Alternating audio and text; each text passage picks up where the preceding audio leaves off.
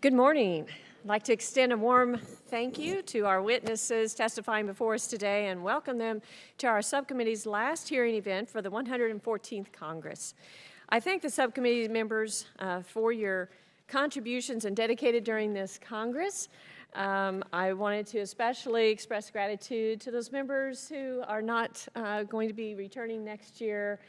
Certainly, Representative Graham, you've been a wonderful member on this committee and on Armed Services and just here in Congress as well. I've enjoyed getting to know you and appreciate your work, your dedication. Representative Graham comes to the hearings. I don't think she missed hardly any. Is so responsible and cares so deeply about the military. So we're going to miss you, but thank you. Thank you. And we also have a subcommittee member, Representative Heck and Representative Miller, who may be joining us, but we appreciate their service as well. So in connection with today's hearing, I welcome the members also of the full committee who are not permanent members of the subcommittee who are or who will be attending, and I ask unanimous consent that these committee members be permitted to participate in this hearing with the understanding that all sitting subcommittee members will be recognized for questions prior to those not assigned to the subcommittee. Without objection, so ordered.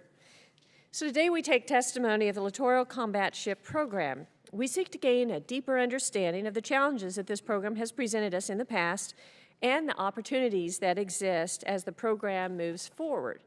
We need to grow the size of this Navy's service fleet. The LCS could have an important role in increasing our capabilities and our flexibility. I know that there's a critical need to replace our less capable and decommissioned mine countermeasure ships, patrol craft, and Oliver Harvard Perry class frigates.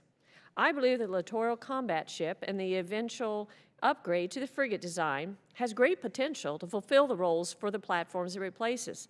This is why the LCS has garnered bipartisan support in the Sea Power Subcommittee.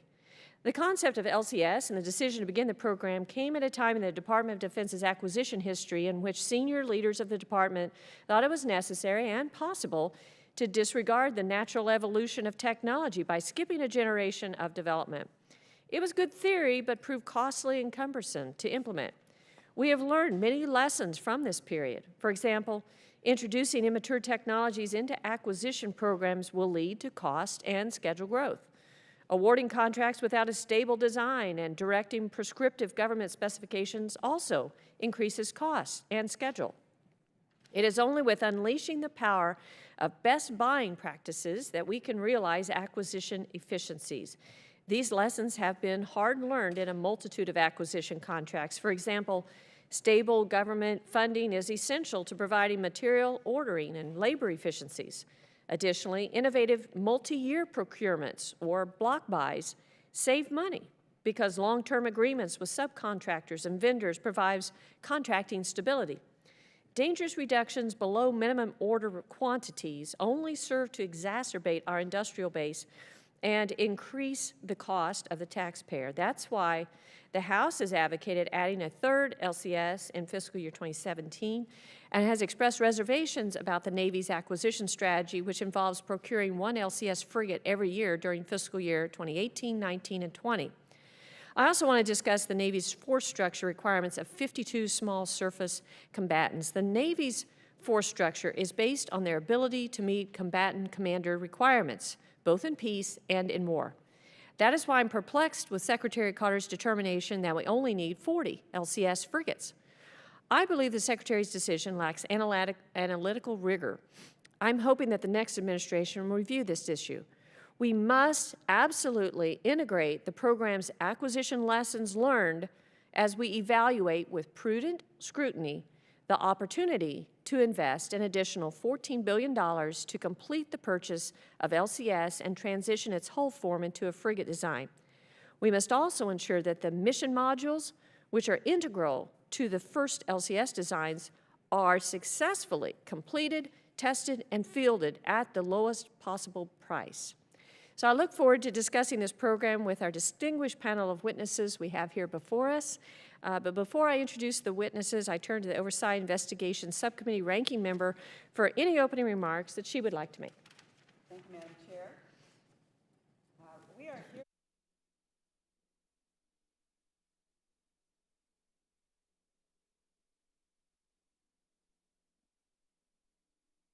flawed concept to the concurrent acquisition process, to the huge cost overruns, to the huge fundamental flaws in the ships themselves, and to the feeble attempts by the Navy and DoD to correct course, the Navy has wasted billions in taxpayer dollars and failed to produce a ship that meets its objectives.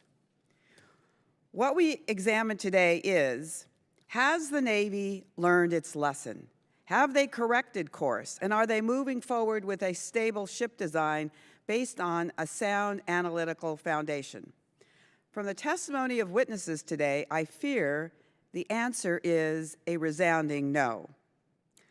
I'd especially like to know who certified that the LCS would cost $220 million each. We know it now costs more than double per ship at $478 million. Who briefed this to Congress and who signed off on this gross escalation in cost? While cost overruns are by no means acceptable, perhaps they can be explained if they resulted in a functional ship. But the LCS isn't just outrageously expensive, it's also outrageously bad at doing its job. In simple terms, it's a dud. Just look at how many issues 6 out of 8 ships in service have had. And I point to this chart, which you can see. Every one of these 6 ships, and there have only been 8 that have been in the water, 6 out of the 8 ships have had serious problems in which the engines have flooded, the couplings cracked, and the ships broke down in transit. Now, the USS Montgomery was commissioned in September of this year, and it has already had 2 engine failures and 2 collisions that resulted in major damage. What's even worse is that because of the way the Navy structured the contracts, taxpayers are still responsible for most of those repair costs, even when the shipbuilders are at fault. These contracts mean that in some cases, the shipbuilders aren't responsible for even 1 cent of potential defects. In other words, you take delivery of an LCS, it immediately breaks down, and there's no warranty. There's no lemon law. So there is no compunction on the part of the shipbuilder to make sure that this product is indeed worthy to be afloat. Because if it breaks down, it's the taxpayers that will pick up the tab. Why is it that the Coast Guard can hold its shipbuilders responsible for defects, but the Navy puts the burden on the taxpayers?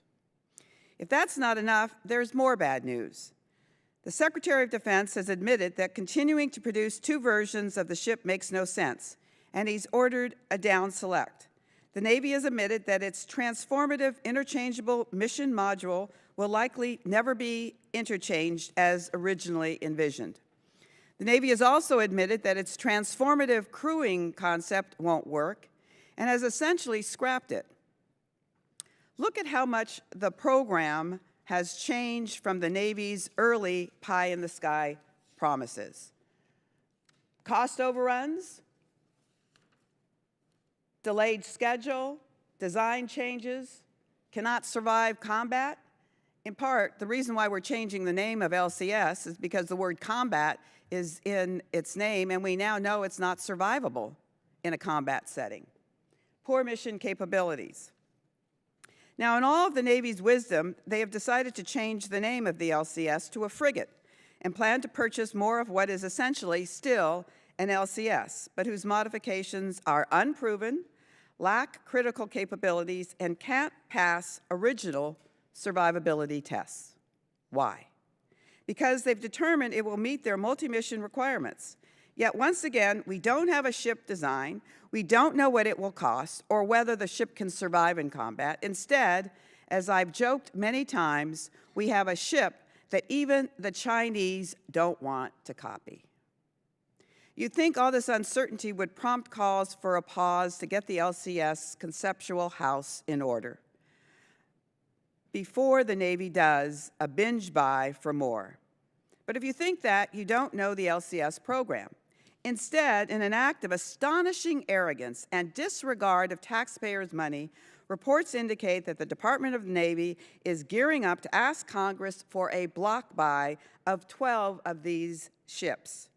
This would give us all leverage. This would give us all our leverage away with the contractor to ensure the ships are tested and fixed. What are they thinking?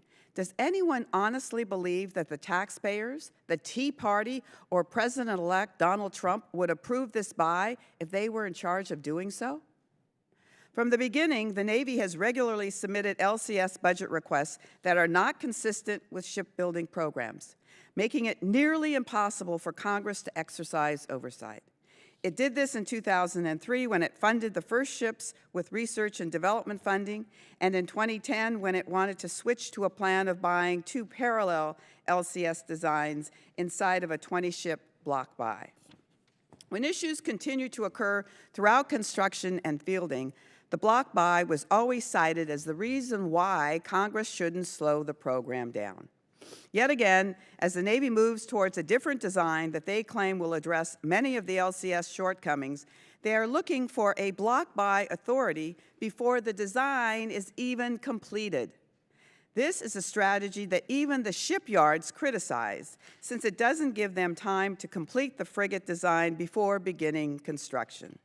The single greatest contributor to cost inflation on the LCS was an incomplete design when construction began. The Navy still hasn't learned their lesson. I'm glad that the Navy has acknowledged reality and changed some of its operational concepts, but in many respects, I am concerned they are still hiding the ball. The next time LCS flaws become apparent, it could be in the heat of battle, and frankly, get our sailors killed. Furthermore, if the Navy's plan for a block buy moves forward, Congress and the Navy's hands will be tied. I realize what this is really about. We know the LCS is the Ford Etzel of the sea, and yet certain of my colleagues say we can't afford to pause production and get it right because of, quote, industrial-based concerns, unquote. Even though, and I want to emphasize this, even though the shipyards will be building the existing buy until 2021, even if we canceled funding for the program today. Let's be real. This is about getting pork back to their districts. The LCS is a $120 billion pork ship, and they are putting pork barrel politics above the safety of our service members. The Navy has shown a callous disregard for the taxpayer, and frankly, the Congress has been derelict in doing its job.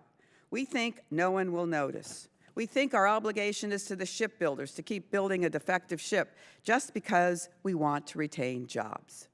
Today, we need the guts to say that the LCS was a mistake. To protect the United States interests and to do what's best for our servicemen and women, we need a ship that is capable of fulfilling its intended mission. The taxpayers deserve to know if what they are paying for is actually effective. That's why Congress needs to find out if the most recent changes will really make the LCS better, or if we are just trying to make a silk purse out of a sow's ear. I look forward to your insights and about how we got here and how we should go forward and who is to blame. And with that, I yield back. Thank you. I'm pleased today to recognize our witnesses. I want to thank them for taking the time to be with us. We have the Honorable Sean Stackley, Assistant Secretary of the Navy for Research, Development, and Acquisition.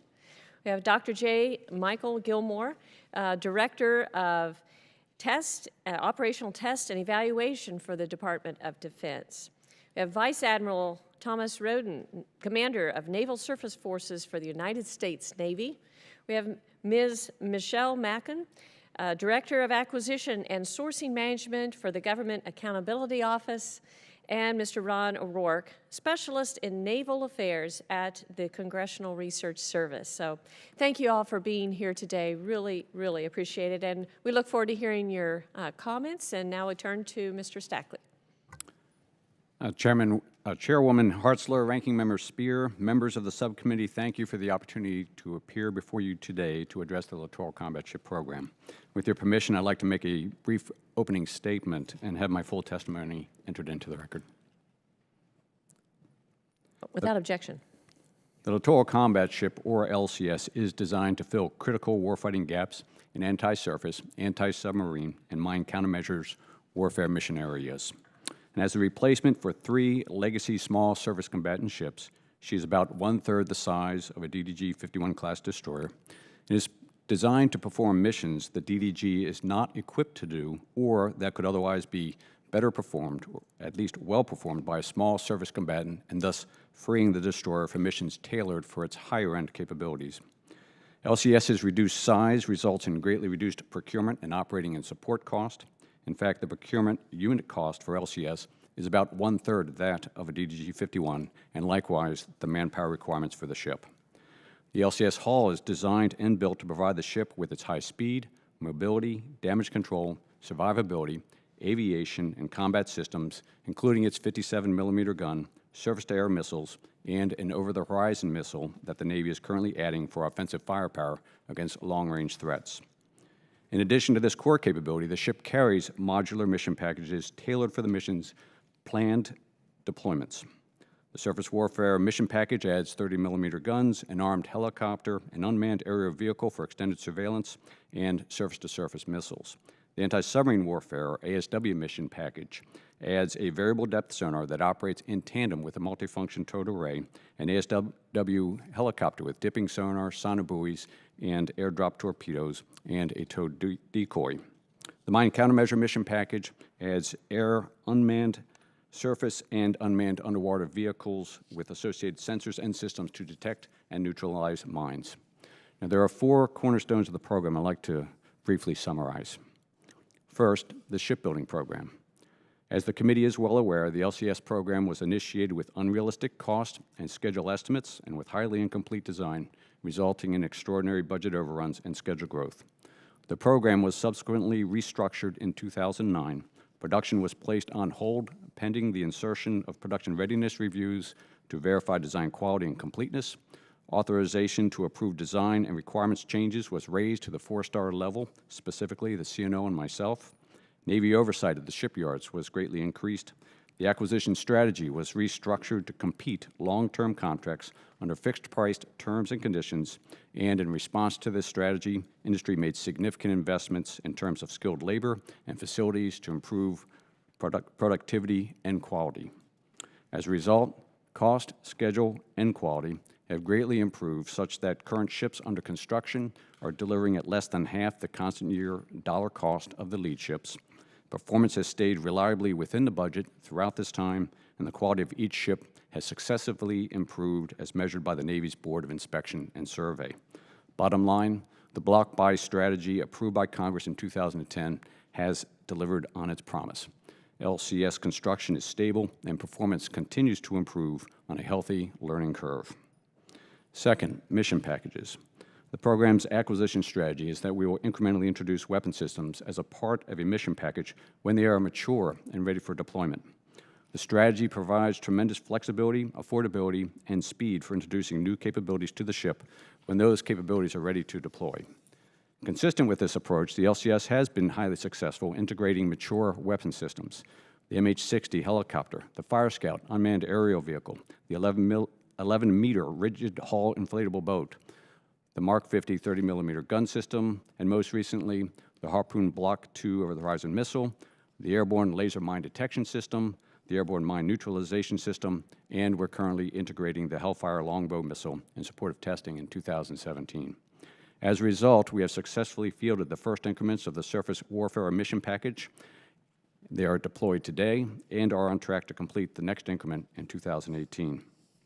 The next mission package we will field is the Anti-Submarine Warfare, or ASW Mission Package. The performance of this system, as demonstrated by its prototype in 2014, greatly exceeds that of any other ASW sensor system afloat.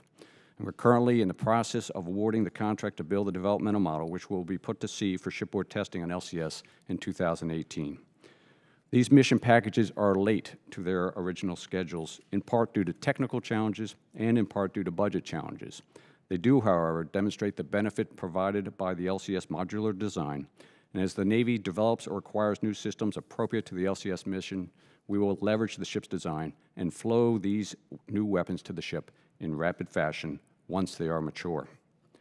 We have run headlong, however, into challenges with developing those capabilities that are central to filling one of the critical shortfalls in terms of warfighting, and that is the Mine Countermeasures, or MCM, mission package. The Navy's requirements for the LCS MCM mission package are to locate, identify, and clear mines at a rate that significantly exceeds our current capability, and to do so without putting the ship or the crew into the minefield. The MCM mission package airborne capability, an MH-60 helicopter carrying the airborne laser mine detection system and the airborne mine neutralization system, has completed testing and is ready to deploy. Additionally, an unmanned aerial vehicle carrying a sensor capable of detecting mines close to shore is on track to complete testing in 2017. The workhorse of the mission package is the high-endurance unmanned vehicle that tows a sonar for mine detection. The Navy is satisfied with the performance of the towed sonar system and its ability to detect mines, but we are halting development of the unmanned vehicle, referred to as the remote multi-mission vehicle, due to poor reliability. And we are revising the MCM mission package to employ an alternative unmanned surface vessel, specifically one that is currently being built to tow the mine sweeping system, to likewise tow the mine detection system. Testing with this vehicle is to commence in 2019. This puts the MCM mission package back to 2021 timeframe, a significant delay to that capability. The likely long-term solution will be to eliminate the tow vehicle altogether and operate with an unmanned underwater vehicle with an embedded sonar when technology can support it. The third cornerstone is performance of in-service ships. In total, LCS material readiness, as reflected in operational availability and casualty report metrics, is consistent with other combatant ship classes and meets the Navy's threshold requirements. However, I would like to address 5 engineering casualties of concern that have occurred over the past year. The Navy has conducted formal engineering reviews and command investigations to assess the root causes, and corrective action for each of these casualties are in action. One was design-related. A deficiency with a new propulsion gear on the Freedom variant resulted in the gear's clutch failure. The shipbuilder has been responsive with the manufacturer to correct the design, and we are currently testing this correction. The shipbuilder and manufacturer are being held accountable for these corrective actions. 2 of the 5 engineering casualties were due to Navy crews departing from established operating procedures. The Type Commander, Vice Admiral Rowden, has taken appropriate corrective action, including revising the LCS training program and conducting an engineering stand-down for all LCS class crews to review, evaluate, and renew their commitment to safe ship operation and good engineering practices. The remaining 2 engineering casualties trace to deficiencies in ship construction and repair procedures. One involves the waterborne alignment of the propulsion train, which is being addressed by the Naval Sea Systems Command with industry, equipment manufacturers, shipbuilders, and ship repair yards. The second involves contamination of a hydraulic system on a newly delivered ship, requiring the ship to reflush the system and the shipyard to make corrections to its flushing procedures. This was corrected under warranty provisions by the shipbuilder in accordance with the contract. Across the board, we are raising the level of engineering and design discipline on this new ship class to that of zero tolerance for departure from standards. In this vein, the Naval Sea Systems Command has initiated a comprehensive engineering review of LCS propulsion systems and will make their findings available to the subcommittee upon their completion. The fourth cornerstone is transition to the frigate. Following an intense period reviewing alternative designs, which was ultimately approved by the Secretary of Defense, we are proceeding with modifications to the design of the LCS to incorporate the combined features of the LCS core capabilities, surface warfare mission package, anti-submarine warfare mission package, plus enhancements to the ship's combat systems and survivability features. Industry is currently working on this new design, which trades the modularity of the LCS for a highly capable multi-mission frigate and is on track to award in late 2018. The estimated cost for the 12 frigates outlined in the Navy's budget and report to Congress is approximately $8.1 billion. I want to make clear to the subcommittee that unlike the experience at the outset of the LCS program, we will not proceed with frigate construction before design is complete and of high quality and the cost estimates are validated. And to enable this committee to conduct its due oversight, we will provide your staff with full insight to our design review process, products, and criteria. Madam Chairwoman, thank you for the opportunity to discuss this important program. I look forward to answering your questions. Thank you. Ms. Mackin. Thank you, Madam Chairwoman. Good morning, Ranking Member Spear and members of the subcommittee and committee. Thank you for having me here today to discuss the Littoral combat ship and frigate programs. We've been reporting to Congress on LCS for over 10 years now. Our concerns have been and continue to be the Navy's decisions to prioritize seaframe and mission package procurements ahead of needed testing. Testing is critical to ensure that expected capabilities and operational concepts can be proven out. Over the past few years, we've recommended the LCS program be halted or slowed down while important knowledge was gained through testing. But DoD has generally not taken any actions that would impact the production pace of the program, even in light of some serious concerns. Instead, it's warned that the prices under the 2 LCS block buy contracts would increase if the program were disrupted. Almost 3 years ago, the Secretary of Defense directed the Navy to assess options for a small surface combatant that would be more survivable and have more combat capability than the LCS. The resulting study found that a minor modified LCS, which is now the frigate program, was the least capable option considered. Nevertheless, that option was ultimately chosen. In addition to affordability, which was a very important consideration, a key factor was a determination not to have a gap in production at the 2 LCS shipyards. We all know that the initial promises of LCS have not come to fruition in terms of cost, schedule, or capabilities. As the Navy pivots now from the LCS to the frigate, there are key questions yet to be answered. First, what will the frigate cost? This is unknown. A rough estimate is about $9 billion for 12 ships. But the Navy won't develop a more robust estimate until the middle of next year. And not until fiscal year 2018 will DoD prepare an independent cost estimate. Independent cost estimates are very important because they provide an unbiased assessment as to whether the program's cost estimate is reasonable. Second, what will the frigate design look like? This is also unknown. While the frigate design will be based on the same LCS C-frames we have today, those C-frames have significant weight issues that will need to be addressed, among other considerations. The Navy plans to award a frigate contract to one of the shipyards in 2018 and start construction as early as 2019. But specific contractor design proposals won't be received until a year from now. Until the detailed design is understood, exactly what the Navy is buying isn't known. I want to stop here and address the industrial base issue. Our work has shown that both LCS shipyards are running quite a bit behind in delivering the ships already under contract. Backlogs are many months long and up to a year or more in some cases. So the bottom line here is that both shipyards will be building LCSs for years to come, at least into 2021 at this point. So there's no schedule imperative to add frigates to the pipeline right now. And finally, what is Congress being asked to do?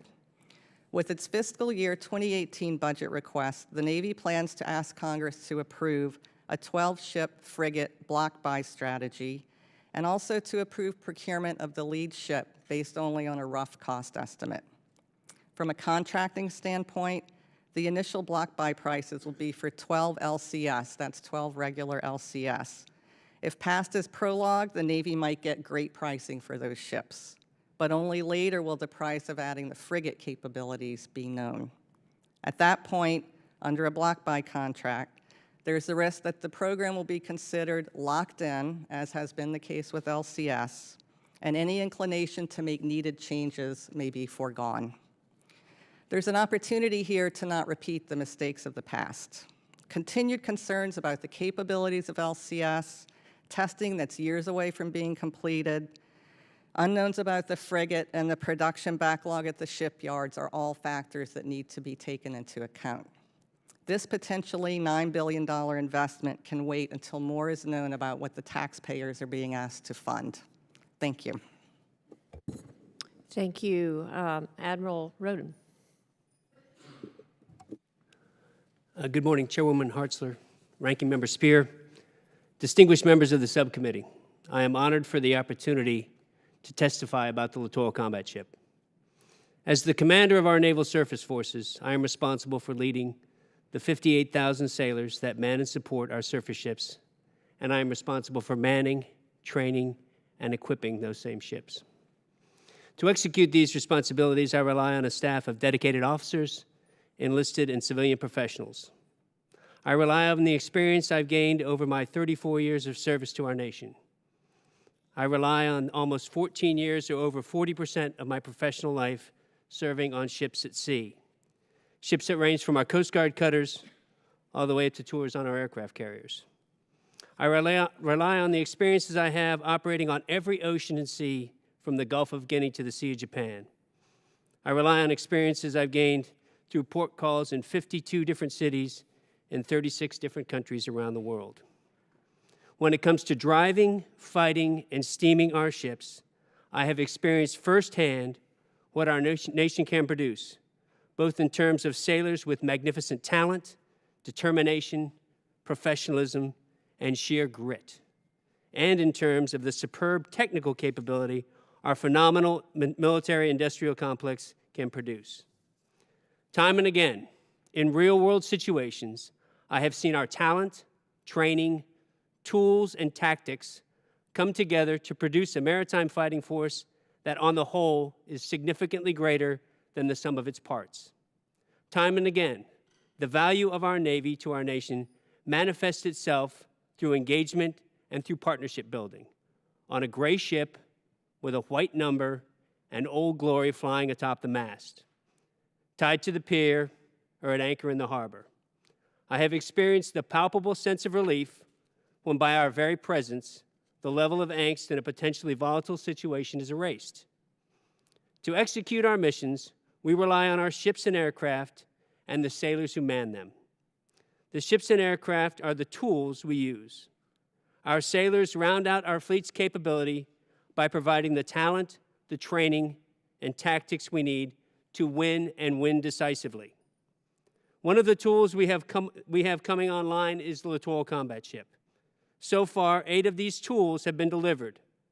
Many more are on the way, and to be quite honest, I cannot wait to have them in the fleet and cannot get them there fast enough. This tool, this ship, will soon be deployed in numbers to our forward fleet commanders and will provide them with a highly valued and absolutely necessary capability. For in addition to the anti-mine, anti-submarine, and anti-ship capabilities it will carry, it brings the ability to enter ports we have rarely or never been able to visit because of draft limitations. It brings the ability to build partnerships and partnership capacity that we have only been able to execute in very limited ways.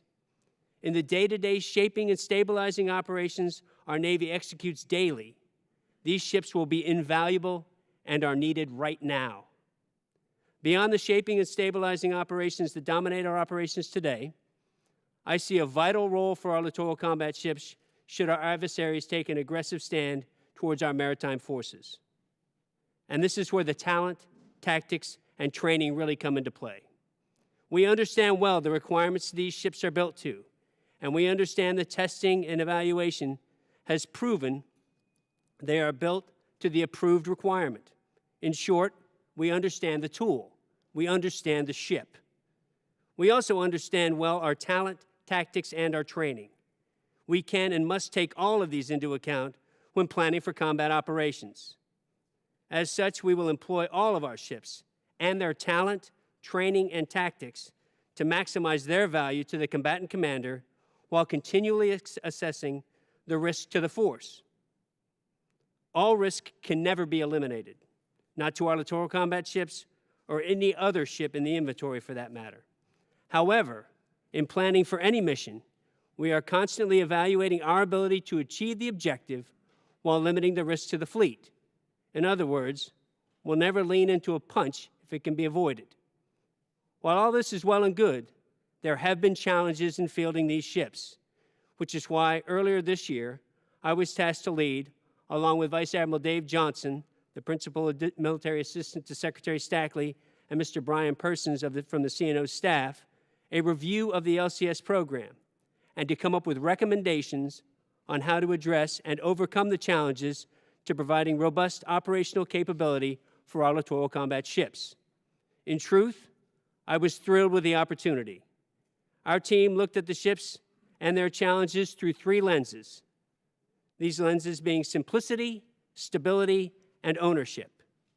We looked at all aspects of the LCS through these 3 lenses and came up with what I know to be reasonable, prudent, and appropriate recommendations to start to accelerate the value of these ships to the forward fleet commanders. We are moving out on these recommendations, and I am already seeing the benefits of our new approach on the waterfront. And we will continue to evaluate, assess, and adjust as we move forward. Beyond this, we have already deployed twice and are in the leading edge of a 3rd LCS deployment. In addition to learning a heck of a lot about how to support these ships forward, I believe the facts speak for themselves.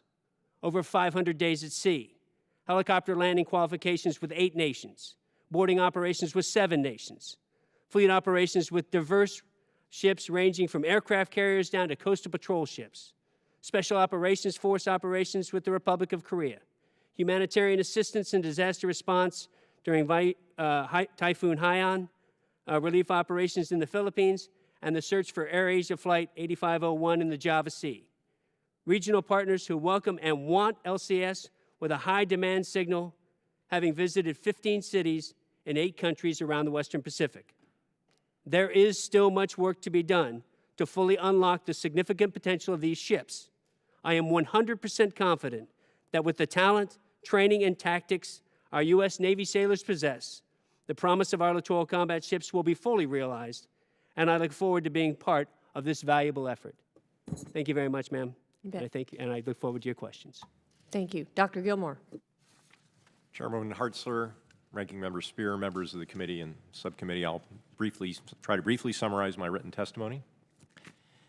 The Increment 2 Surface Warfare Mission Package is the only fielded system on LCS-free seaframes, and it's demonstrated a modest ability to aid the ship in defending itself against small swarms of fast inshore attack craft, though not against threat representative numbers and tactics, and the ability to support maritime security operations such as launching and recovering boats and conducting pirate interdiction operations. When the Hellfire missile is fielded in the next increment, the Surface Warfare Package capability has the potential to improve significantly, provided targeting and other challenges can be surmounted. In a June 2016 report, based on the testing conducted before 2016, I concluded that an LCS employing the current mine countermeasures package would not be operationally effective or suitable if called upon to conduct mine countermeasures missions. The testing that was done demonstrates the LCS mine countermeasures mission package did not achieve the sustained area mine clearance rate of the Navy's legacy systems, nor can the package be used even under ideal benign conditions to meet the Navy's reduced Increment 1 mine countermeasures requirements for mine area clearance rate, achieving at best 1/2 those requirements, which are fractions of the Navy's full requirements. And by the way, mine assessment is the same as the Navy's Commander of Operational Task Force. The ships, as well as many of the mine countermeasure systems, were not reliable, and all the MCM systems, not just the remote mine hunting system and the remote multi-mission vehicle, had significant shortfalls or limitations in performance. For example, limitations in the airborne mine neutralization system. Depth for neutralizing mines means that it cannot be used to neutralize the majority of the mines in the Navy's own scenarios. Based on those results, after more than 15 years of development, the Navy decided this past year to cancel the remote mine hunting system, which was a hard decision for the Navy, halted further procurement of the remote multi-mission vehicle, abandoned plans to conduct operational testing of individual MCM mission package increments, and delayed the start of full integrated LCS mine countermeasures mission package operational testing until at least FY20. As the Navy attempts to fill capability gaps and correct the shortfalls in performance of these canceled and restructured elements of the mine countermeasures package, it is likely operational testing of either LCS variant equipped with the final fully capable mine countermeasures mission package will not be completed until at least 2023, more than a decade after the schedule set in the Navy's original requirements. All of the LCSs have suffered from significant repeated reliability problems with both seaframe and mission package equipment. No matter what mission equipment is loaded on either of the LCS variants, the low reliability and availability of seaframe components coupled with the small crew size impose significant constraints on mission capability. When averaged over time, LCS 4, which was used in the testing last year, was fully mission capable for surface warfare missions just 24% of the 2015 test period. Both variants fall substantially short of the Navy's reliability requirements and have a near zero chance of completing a 30-day mission, the Navy's requirement, without a critical failure of one or more seaframe subsystems essential for wartime operations. Navy's most recent reliability reports show upward trends for a few LCS systems, so that's good news, but the majority of the ship systems demonstrate flat or declining reliability well below the Navy's objectives, and that's the Navy's data. It was only through testing of the full mission packages at sea and aboard the ship with sailors from the fleet that the significant problems and shortfalls I've described, both in system performance and sailor training, were clearly revealed. In fact, the Navy's Independent Mine Countermeasures Review Team emphasized that a reliance on unrealistic segmented shore-based testing, quote, provided a false sense of maturity, unquote.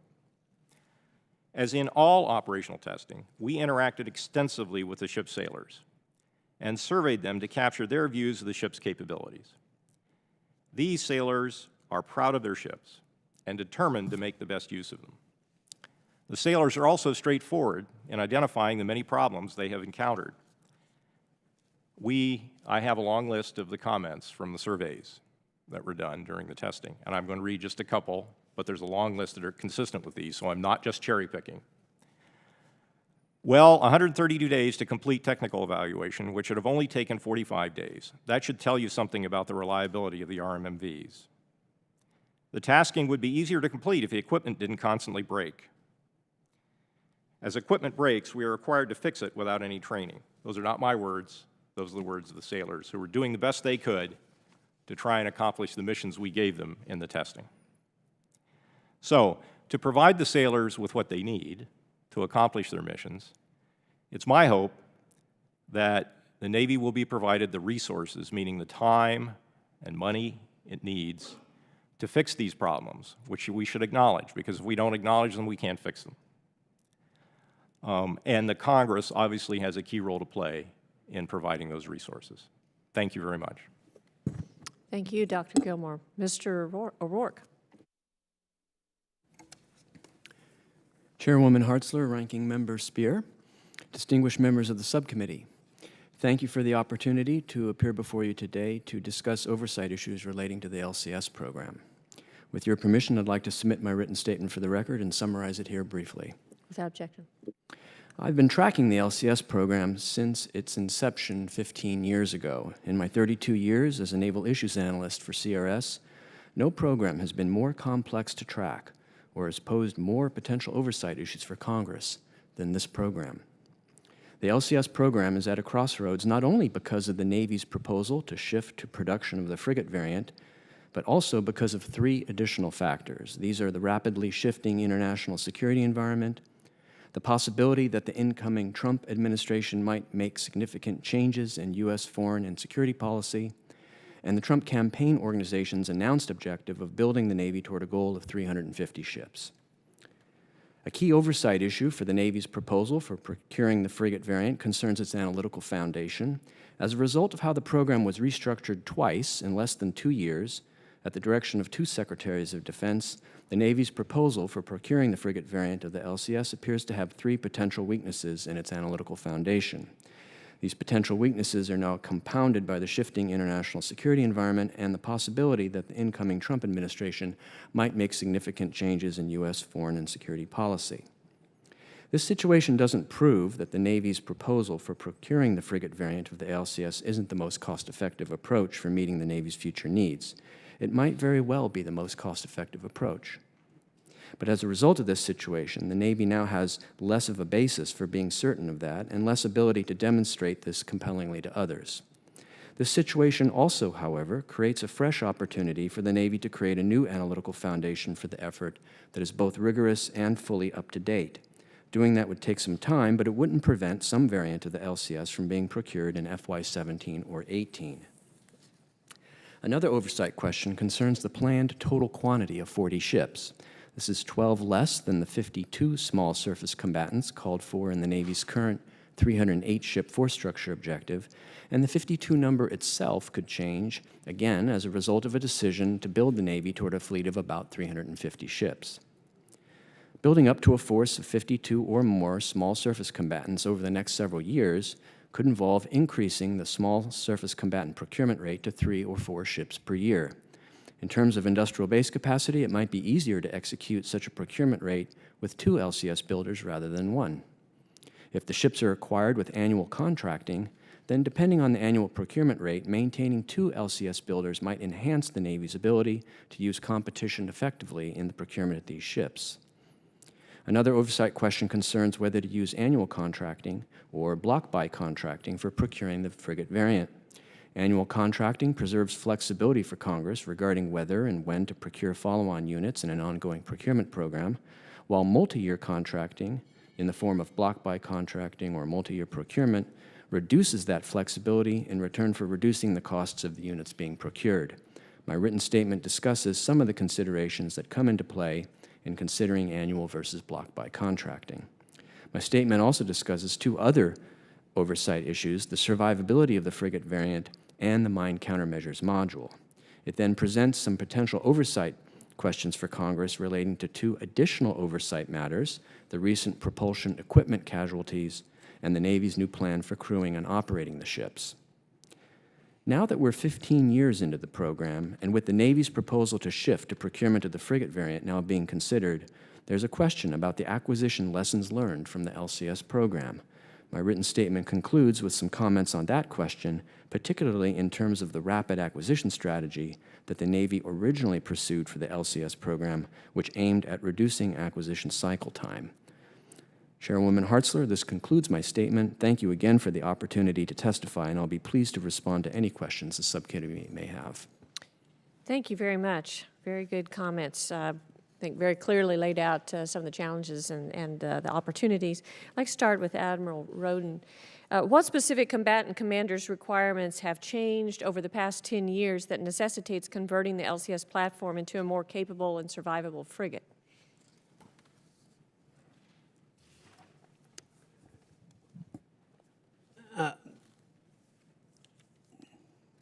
The requirement for the Littoral combat ships and the frigates, the 52 number, is a number that provides them with the capability to address not only the day-to-day operations that we're executing during the shaping and stabilizing operations that we're executing now, but also as we transition to the high end. Clearly, as we look at reflect on the last 10 years, and we see potential adversaries growing numbers of ships and aircraft and submarines that are being fielded, in order to be able to address those threats, those potential threats, we need a Navy that can do that.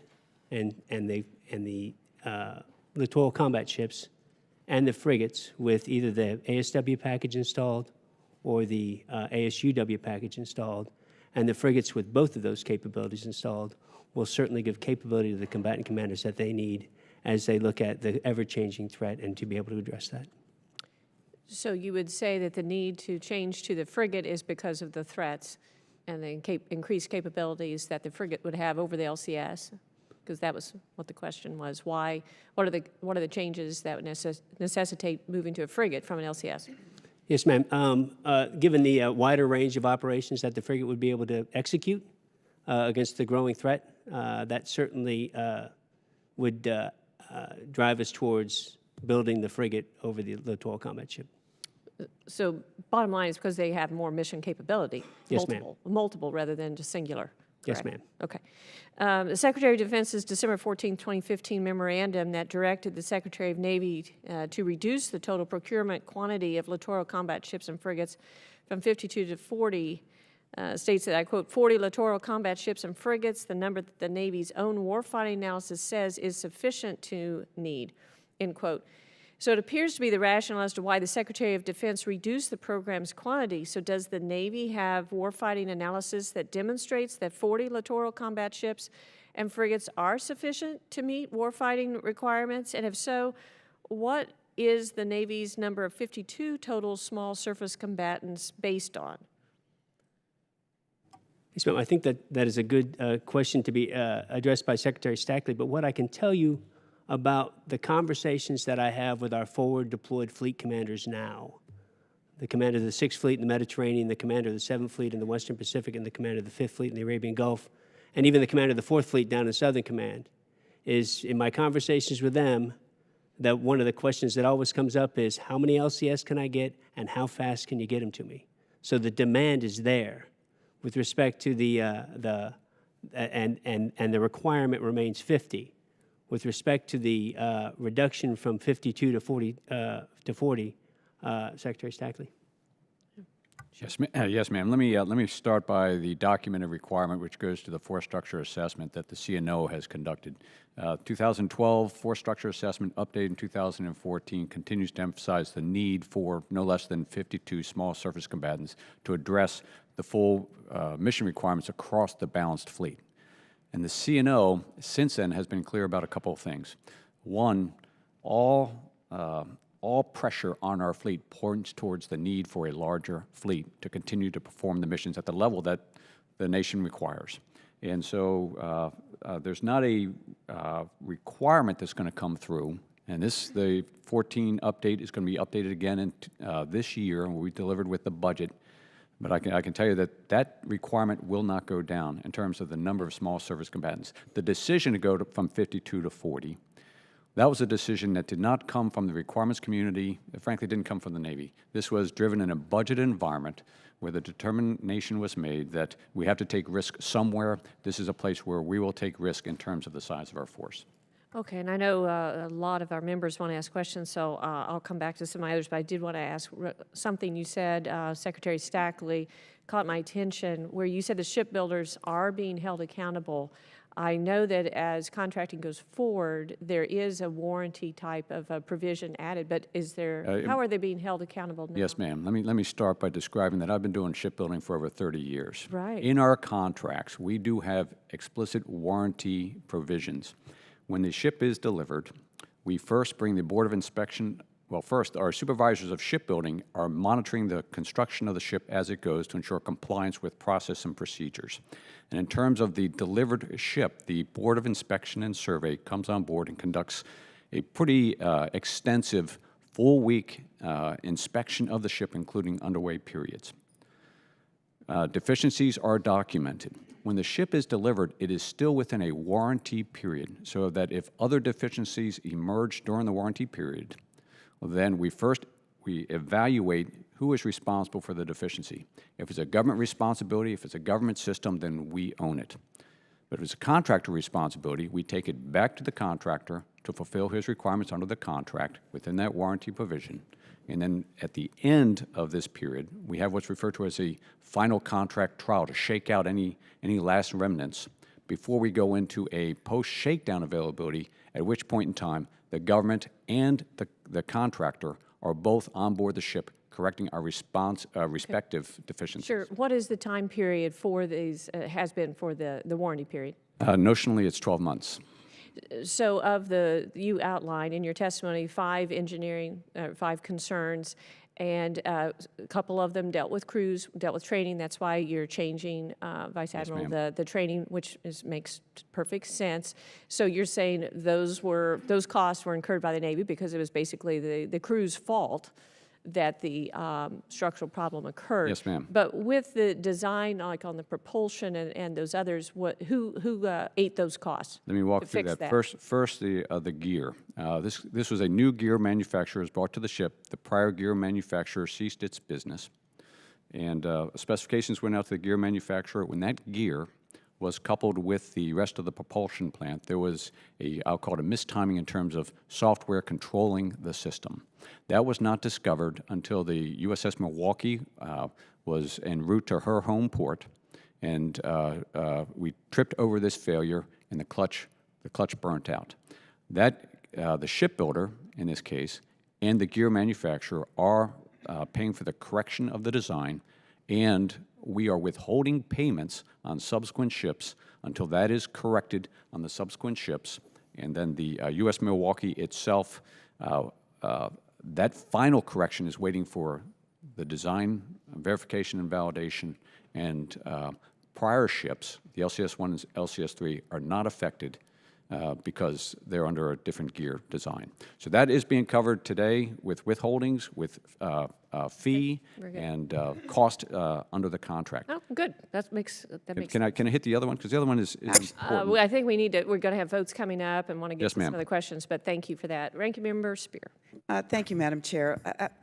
Before beginning my questioning, I just want to compliment Congresswoman Graham for an outstanding service to this committee and to Congress, and I'm really very disappointed that you're leaving, because you really are the kind of member we need that's always going to be responsive to the needs of their constituents and to their responsibilities as members of the committee. So thank you very much for your leadership.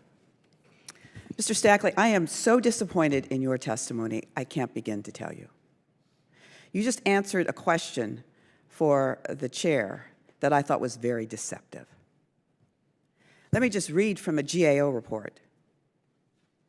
Our past work has found that by virtue of using guarantee provisions as opposed to warranties, such as the U.S. Coast Guard generally uses, the Navy is responsible for paying the vast majority of defects.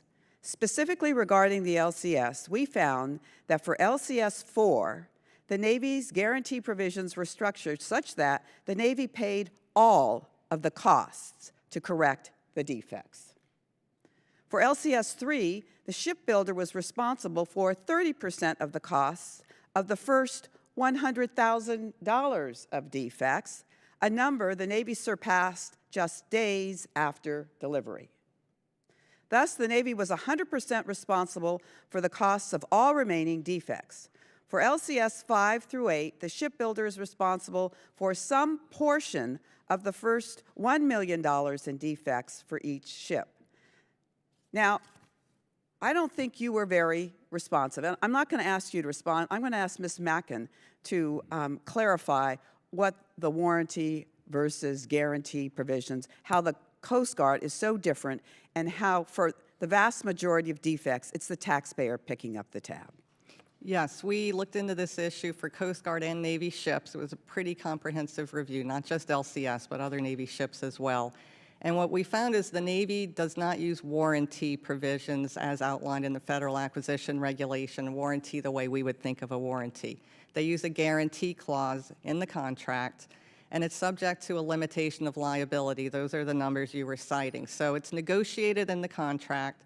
The limitation was 0 on LCS 4. The more recent ships, it's $1 million. The way these contracts are structured, however, the government and shipbuilder, even for shipbuilder responsible defects, would split the cost, in essence, of paying for the fixes up to $1 million. After $1 million, it's all on the government.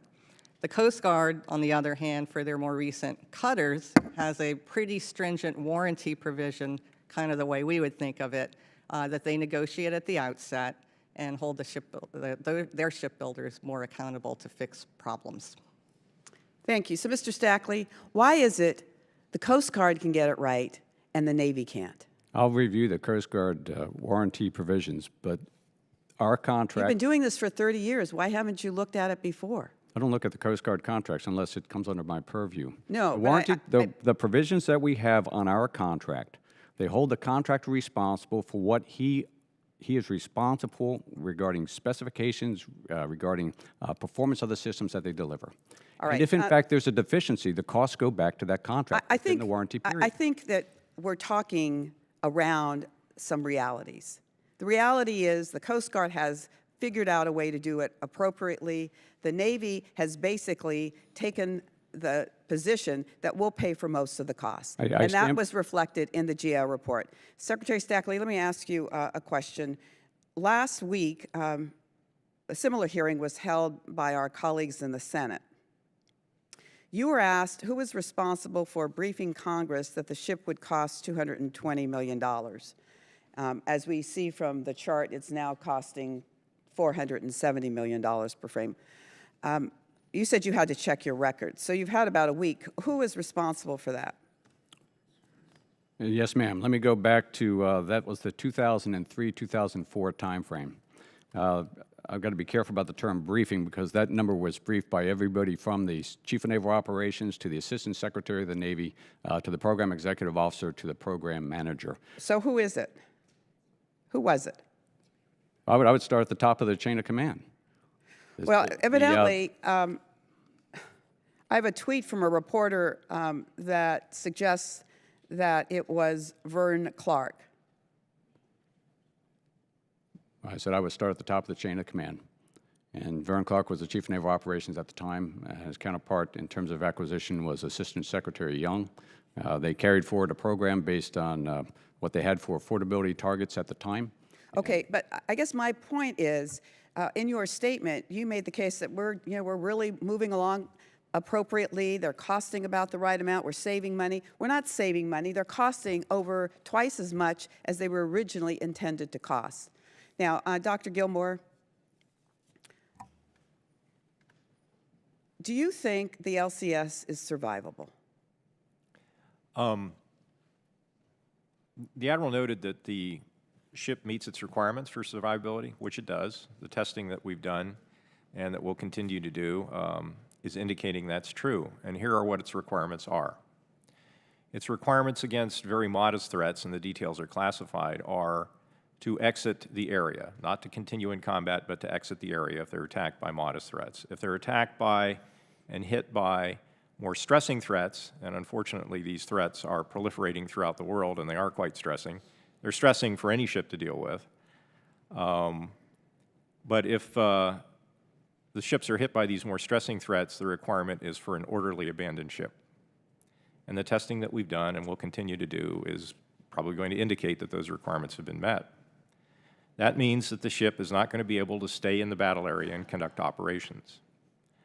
Now, it's a challenge for any ship to do that if hit by some of these threats, but all the other surface combatants that we have are built with compartmentalization, redundancy, and other features that at least give them much more of a chance to survive hits by some of these stressing threats.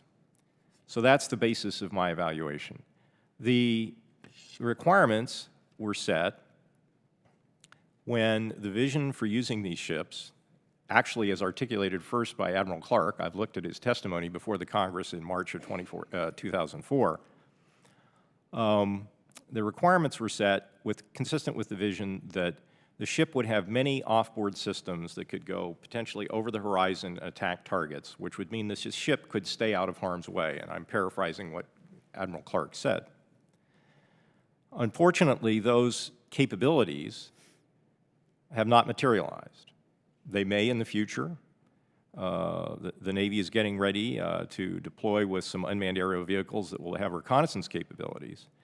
But in terms of long-range attack, those systems are probably a number of years away. In fact, many of the upgrades that the Navy has talked about in the past as being available either in the last decade or this decade are probably slipping into the middle of the next decade at best.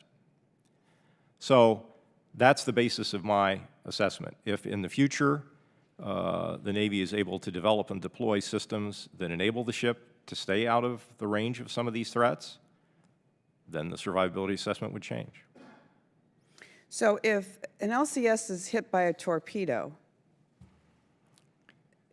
what is survivability? That the sailors can get overboard or that they can exit the area? Actually, I'm going to have to not answer that directly because the details are classified. Talking about specific threats makes the discussion classified, so I'd be happy to discuss that with you in the I'd like to answer appropriate that. form. I'd like to answer that, ma'am. Well, if it's classified, why should you be I answering? can get into some generic discussion regarding survivability that might be helpful. All right. Okay, first, Dr. Gilmore's assessment regarding the ship's meeting its survivability requirements is correct. The ship was not designed for what you call fight through survivability. If it takes a devastating blow, the key is to exit the area and ensure the crew survives. But since the mission is built around these mission packages that work off-board, then it's not envisioned that the ship's ability to continue to operate the off-board mission packages is critical at that point. In the case of a torpedo striking the ship, the comment regarding compartmentalization of the ship, this ship is designed to the same compartmentalization standards as the rest of the United States Navy, and that is to be able to survive a blow that covers 15% of what's referred to as the floodable length of the ship to provide 3-compartment flooding. So whether it's an LCS or whether it's a DDG-51 or whether it's a carrier, that compartmentalization standard is the same. The fact that it is smaller, it has a bigger impact on the smaller ship. But the compartmentation requirement, in an event that a torpedo, if it breaches more than 3 compartments, then that crew is going to have to abandon that ship. I was on the LCS. Could I say something in Yes, addition Dr. here? Gilmore. The ship still doesn't have all of the redundancy. Excuse me, Dr. Gilmore, I just want to let everyone know we are voting. There's 9 minutes to go. So if we could wrap up this question, then what I would like to do is just to pause our hearing, let us go vote. Should be about a half hour in voting and then reconvene because we have a second vote series later on. So if that would be good. So if you would finish the question. Very briefly say, Sure. the ship doesn't have the redundancy of the other combatants. That's because it's a small ship. It also has a very small crew, which is very important to recoverability. So the other ships have a larger crew and more redundancy, and if they're hit, that means they have a better opportunity to survive. There's no guarantee of survival when hit by any of these threats. So there is, in my view, as I've explained in multiple reports in detail, a significant difference in survivability between these ships and all the other surface combatants. Great. Thank you very much. So we will stand in recess and reconvene as soon as possible. Thank you.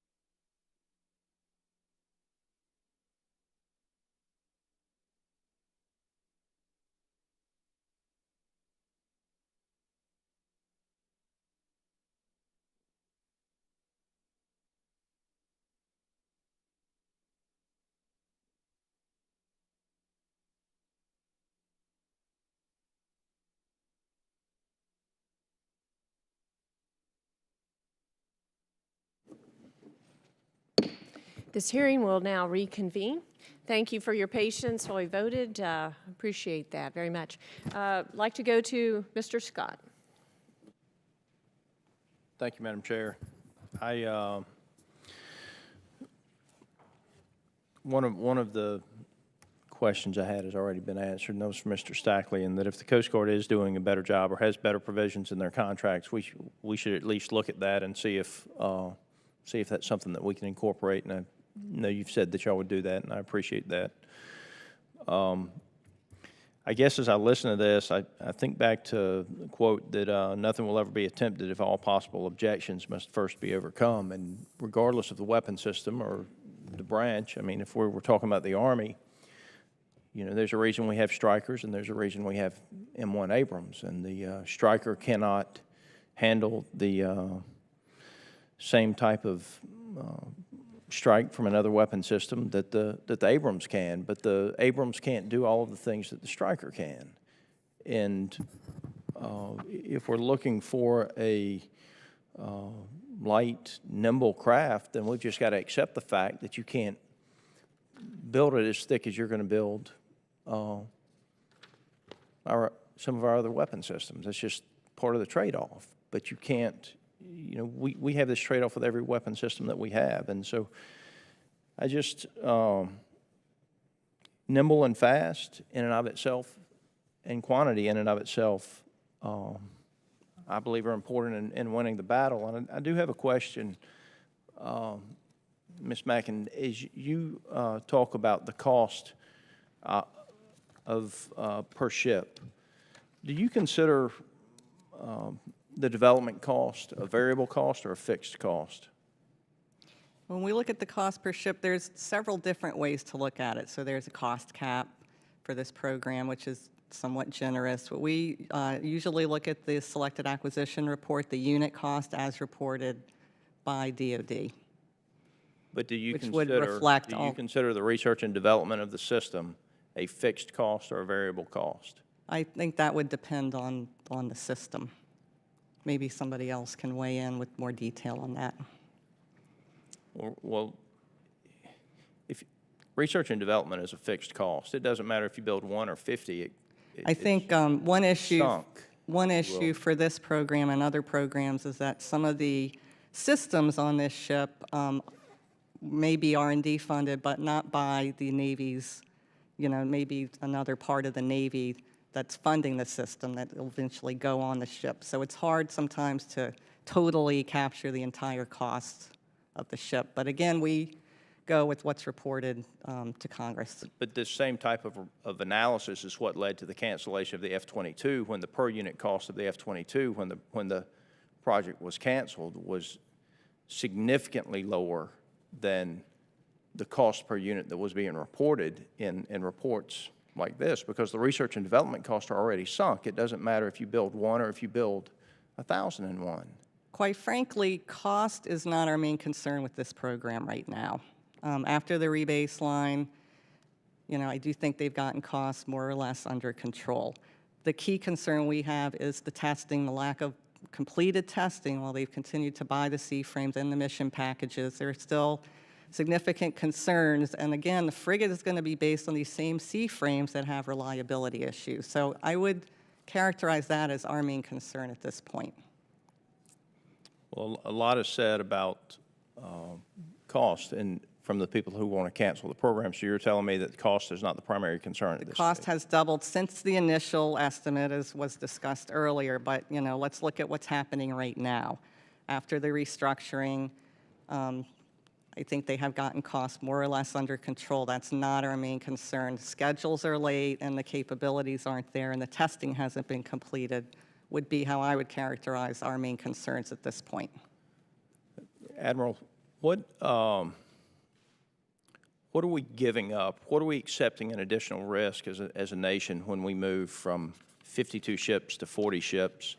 And what is your understanding of any studies that were done with OSD to form any type of analysis foundation for the quantity reduction to the LCS program?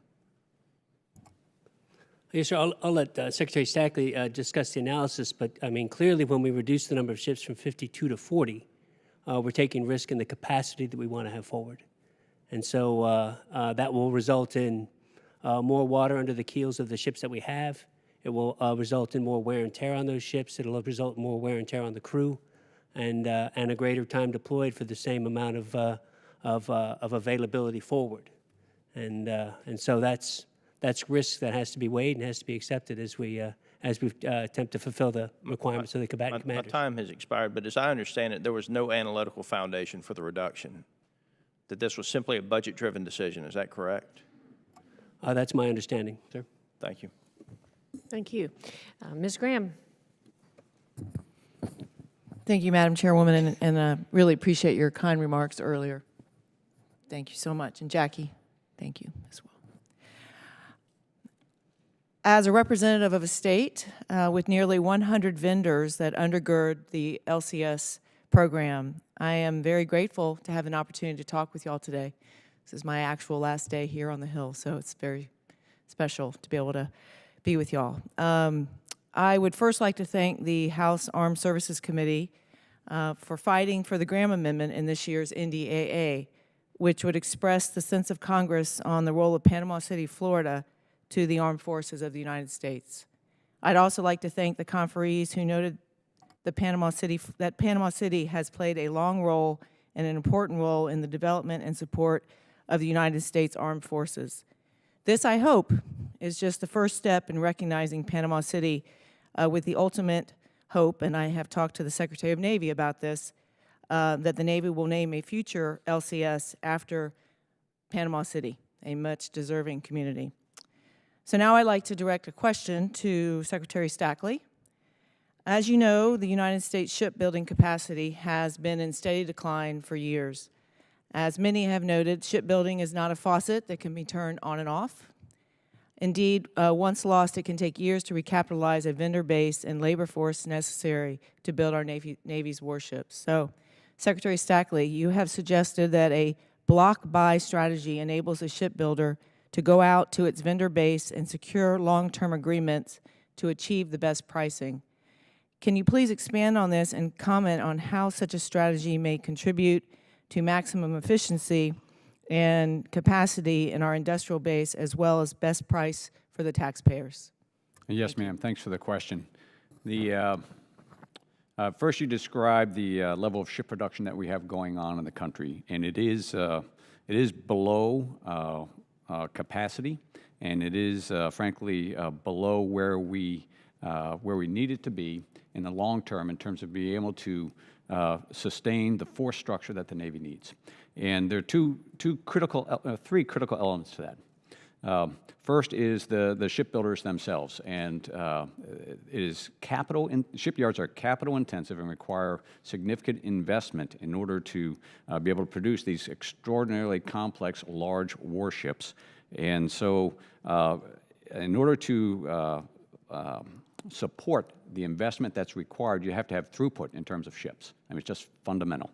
And so if production drops to an unsustainable level, unsustainable meaning they can't invest in those facilities, then those facilities are going to ultimately shutter. That's one part. Second part is skilled labor. Shipbuilding requires unique skills in terms of ship fitters, pipe fitters. We have nuclear-trained mechanics, production control in the shipyard, very skilled set of labor. And what we can't afford to have happen is a sawtooth effect in terms of hiring and firing at our shipyards. One, we'll be continually dealing with learning in terms of the labor themselves, and two, we will lose the skilled labor. They'll go to other areas where there's more stable employment, and that will come back to us in terms of cost and quality. So we have to maintain those two key elements in our industrial base, and it's particularly fragile at a time when your shipbuilding rates are below where you believe they need to be.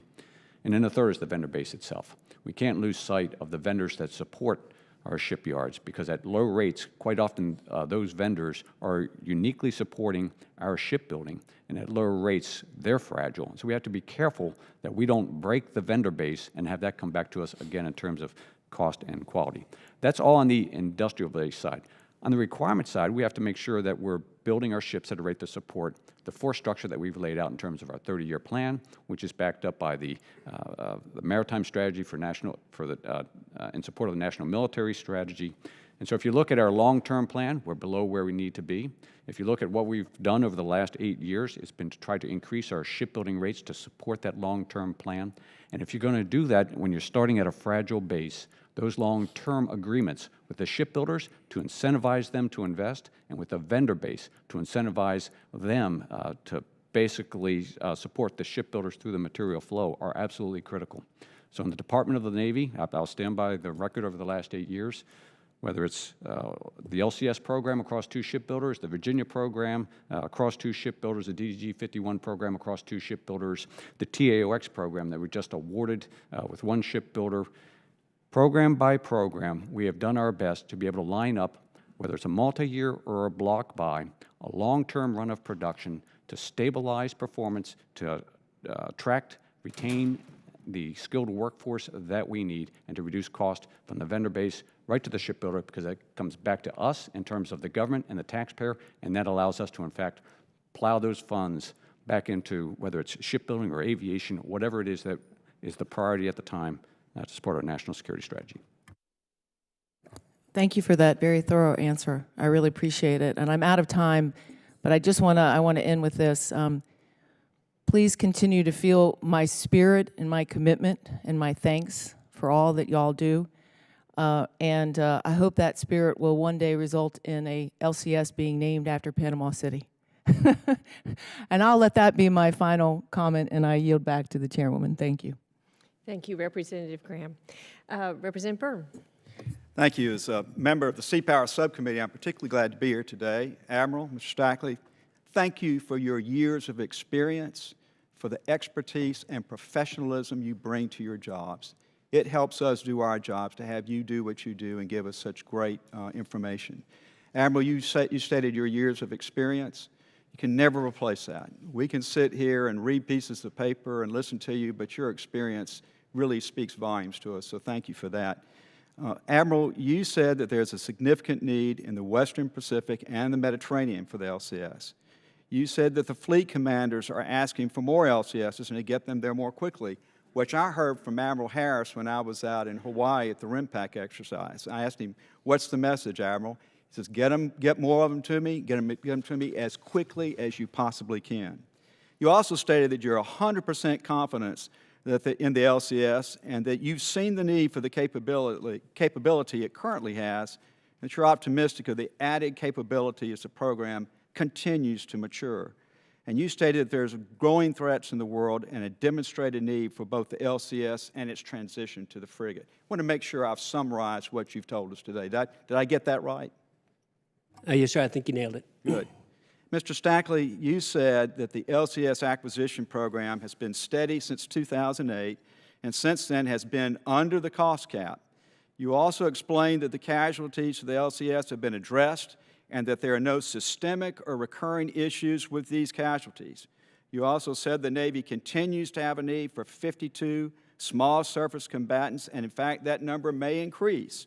And the reason to go down to 40 LCSs was driven by the budget and not by any sort of operational study. So I want to make sure that you continue to believe, and the Navy continues to believe, you need 52 of these small surface combatants, these LCSs, to frigates. Have I summarized your statements correctly? Yes, sir. As I described earlier, the 52 number, I don't anticipate any downward change to that number when the updated force structure assessment comes back from the CNO with the next budget. I want to make a minor correction, but important correction. In terms of stabilizing the program, I would tag that to the 2010 timeframe. And that's when we basically came over to Congress with the block buy approach, and that's the environment that we're executing in today. The other comment regarding the casualties, those specific casualties that were identified that we are tackling, those by themselves, not systemic, we're correcting those, and we are going beyond that, though. Naval Sea Systems Command is doing a comprehensive review of propulsion systems for both ship types to ensure that we don't run into further unanticipated casualties that could have been corrected ahead of time. Thank you. I've been on, I think, 3 of these ships at dock and 1 at sea. And when I go on them, Admiral, I talk to not just the officers on the ships, I talk to the sailors. Because if you want to know what's really happening, you talk to the sailors. You know that better than I do. And what I've heard uniformly from the officers and the sailors on these LCSs is that they love them. They're proud to be serving on them, and they are having fun operating the ships. I know you've been on them. I know you've talked to a lot of these officers and sailors. What are you hearing from the officers and sailors who are actually serving on the LCSs? So I hear a lot of things, clearly, and I think that there are some things that we need to work on. But those comments, and we take those on board, and we go and we attack them. From my experiences, not only on the LCSs, both on the East and West Coast, whether it's the Freedom variant or the Independence variant, the young men and women that are serving on these ships, they're excited for the mission. They're excited for the mission. They're excited for the opportunities that these ships present. When I talk to the young men and women that have come back from deployment, the varied missions that they're able to accomplish, the engagement that they're allowed to execute, it gives them a tremendous sense of pride. They also are monumentally innovative. And so they're constantly coming up with new ideas and new ways as we think about the future of these ships in order to be able to fully utilize and fully get the value out of these ships. They talk about the modularity. You know, one of the things that I think is important is that when we go to modernize a guided missile destroyer, we have to take that ship offline for a significant period of time. But they understand that we can modernize the module ashore and in a very short period of time have a fully modernized combat system in order to be able to go put it back out to sea, get the crew trained up, and away we go. And so the capacity and the capability that these ships bring, the opportunities that they bring to contribute to three very important missions, and the opportunities to provide the presence that sometimes we just can't get because the guided missile destroyers, the cruisers, the submarines and carriers are off doing other things. That really is what really gets them fired up. Well, thank you for that. Thank you for your service, sir. And I yield back. Thank you. A few more questions here. Dr. Gilmore, what specific LCS platform characteristics and design do you believe that the Navy will need to address in its design for the frigate in order for your office to deem the frigate operationally suitable and effective? Well, the most important set of problems that will have to be addressed are associated with the continuing reliability problems of many of the ship systems, and many of those may end up being the same on the frigate, although Mr. Stackley will know more about that than I do because he's the one who's involved in developing the detailed design, but the initial assumption was that many of those would be the same, and there are continuing reliability problems with those systems, and if those problems are not fixed and addressed, it will be hard to, in fact, probably impossible to say that the frigate would be suitable, but I assume the Navy is looking at that. And then, of course, you know, in the testing that we've done so far, there are problems with the guns, and some of the guns may end up being the same in terms of the ability of the crews to use them consistently to accomplish the missions that they're supposed to accomplish. They can, in some instances, accomplish those missions, but it turns out to be, you know, very difficult. But the other thing I have to say about combat missions is that we've only done a very limited amount of testing so far in that regard. Very limited testing of the surface warfare package, and then truncated testing of the mine countermeasures package. Of course, the mine countermeasures package isn't at issue for the frigate. So at this point, what I would say is, with regard to the problems that might be encountered with the combat systems, the anti-submarine warfare systems and the augmented surface warfare package on the frigate, we'll have to see how that goes. The Navy is in development of those systems. But the Navy should devote a lot of attention, and I think Mr. Stackley's indicated they are devoting a lot of attention to the continuing reliability problems with the systems on the ships. Thank you. Mr. Stackley, I wanted to ask you about that, because in your testimony you talked about the packages that include, and you said they will deliver when available and they are ready to deploy. They've successfully fielded the surface warfare. They were late due to budget and technological challenges. I know you went in depth and explained about the mine countermeasures challenges and what you're doing with that regard, but I was a little surprised to hear you talk about how these other packages are ready. So can you give a little further assessment on that? Are they ready? And it sounds like you're putting old systems on them and bringing on new ones as they come about, or what's the status of the packages? Yes, ma'am. Thanks for the question. I'll try to be real clear here.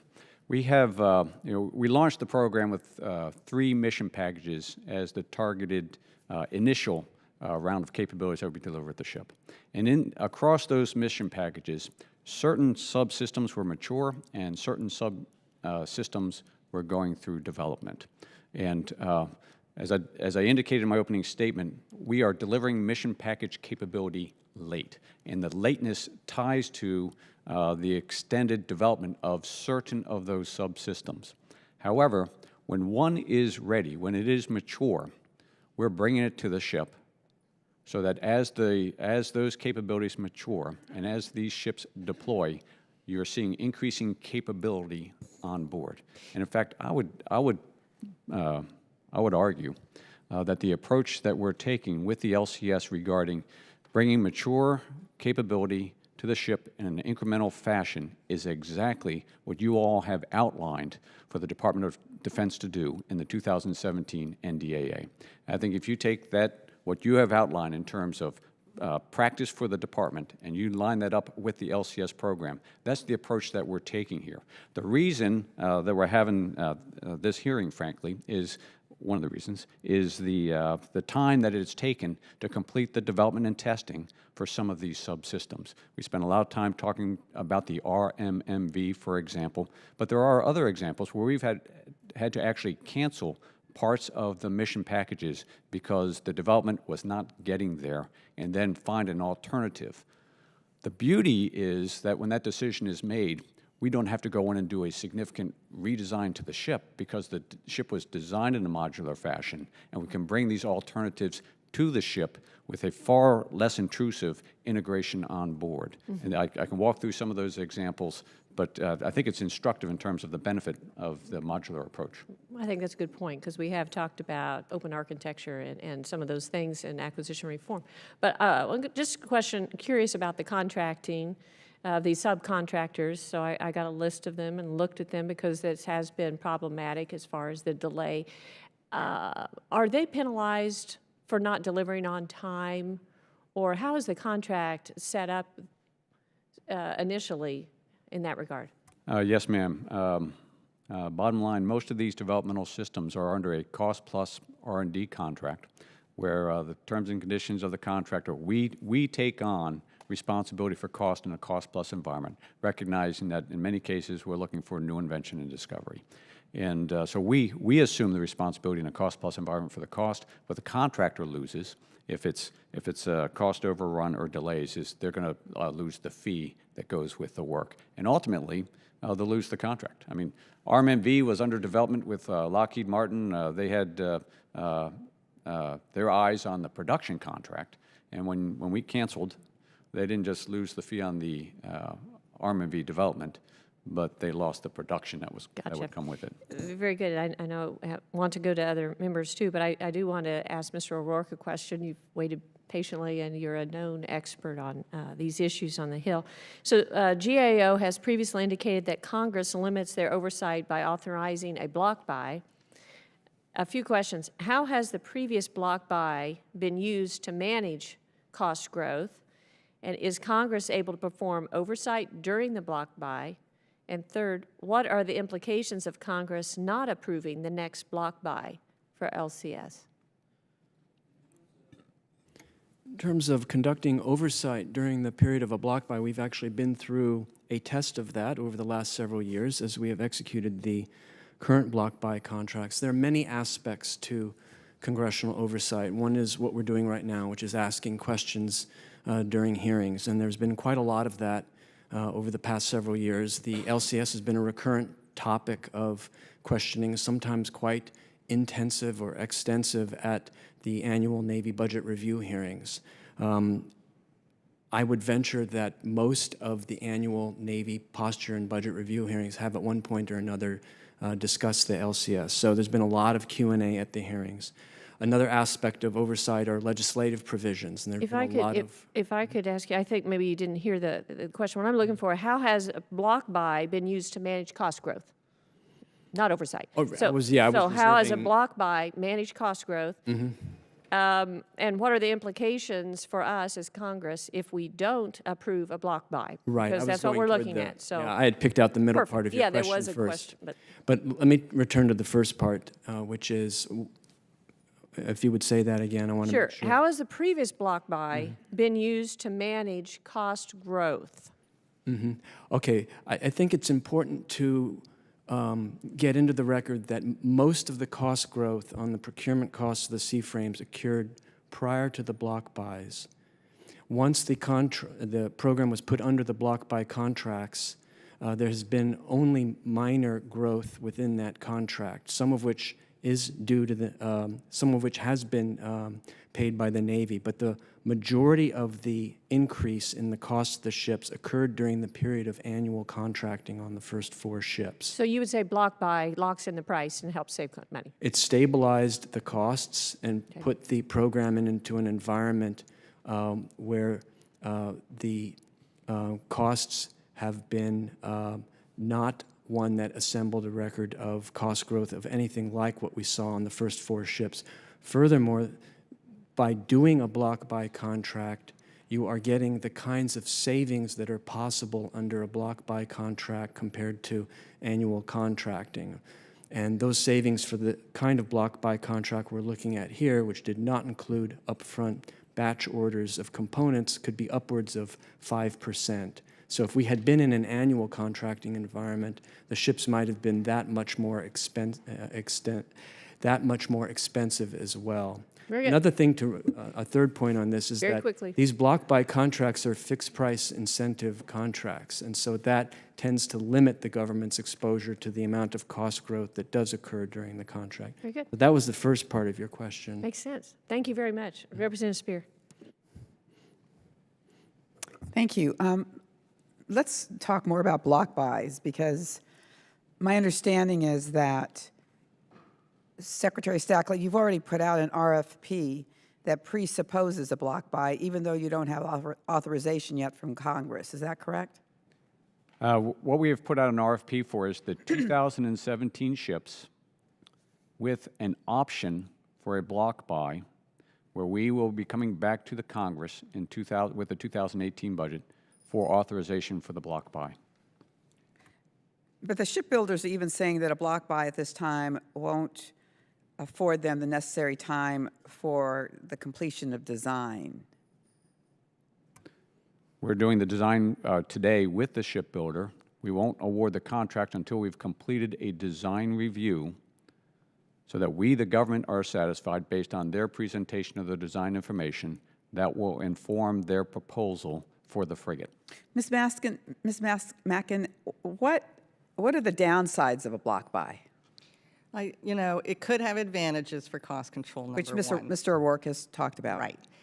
The disadvantages in our view is that, as I mentioned in my opening remarks, the program can be considered quote-unquote locked in, so that any attempt to adjust the procurement pace, if Congress has concerns about the program, they want to make some changes, DOD has consistently come back and said, well, the pricing will increase then. So you're not locked in. I mean, you can make changes, but there's that risk that, oh, well, the contractors, we had this deal, and now they're going to raise their prices. So I think it needs to be carefully considered if the block buy proposal for the frigate right now, which will be based initially on LCS prices, is the best strategy. Secretary Stackley, and you can provide this for the record if you don't have it off the top of your head. I want to know, and I would like for you to send it to the committee and also to my personal office, how much money we have spent on repairs to the LCS fleet to date. How much has the government spent, and how much has the shipbuilder spent? Yes, ma'am. We'll I'll submit that for the record. Now, I'm going to ask for clarification because, for example, the LCS-1 has been in the fleet for about 8 years, the LCS-2 for about 7 years. And so when you say how much money for repairs, we'll come back with it'll probably be a large dollar amount for repairs, but you understand that most repair, the predominance of the repair that we do in operations is because of the wear and tear that we put on the ships by operating them. So Well, for if you would, clarification, are you looking for contractor responsible? I want all repairs, and you Okay. can give it to us by date, so we can look at the date that the ship was commissioned and the date of the repairs, so we can make that kind of assessment as to whether it's just wear and tear on the ship or whether it's something relative to a newly commissioned ship that has a series of problems, as many of these have already had. We'll make that determination. If you just provide to us the dates of the repairs and how much they cost and who paid for them, that would be sufficient. Yes, ma'am. And then I was on the LCS-4 on its very first trip, and I talked to the commander at the time who said they were having trouble with the design of the ship because they couldn't see over the hull. Now, they left Cartagena and came back to Coronado to be christened.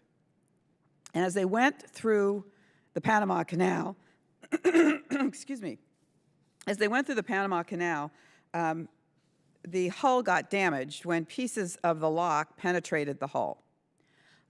I would like, again, if you don't have that figure off the top of your head, to provide it to me and the committee, how much that cost to repair.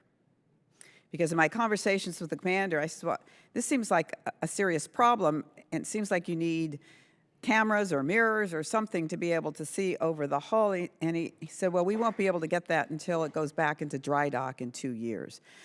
And literally, within weeks, they had damaged the hull. So if you would provide that to me, I'd appreciate it. Yes, ma'am. Back to you, Dr. Gilmore.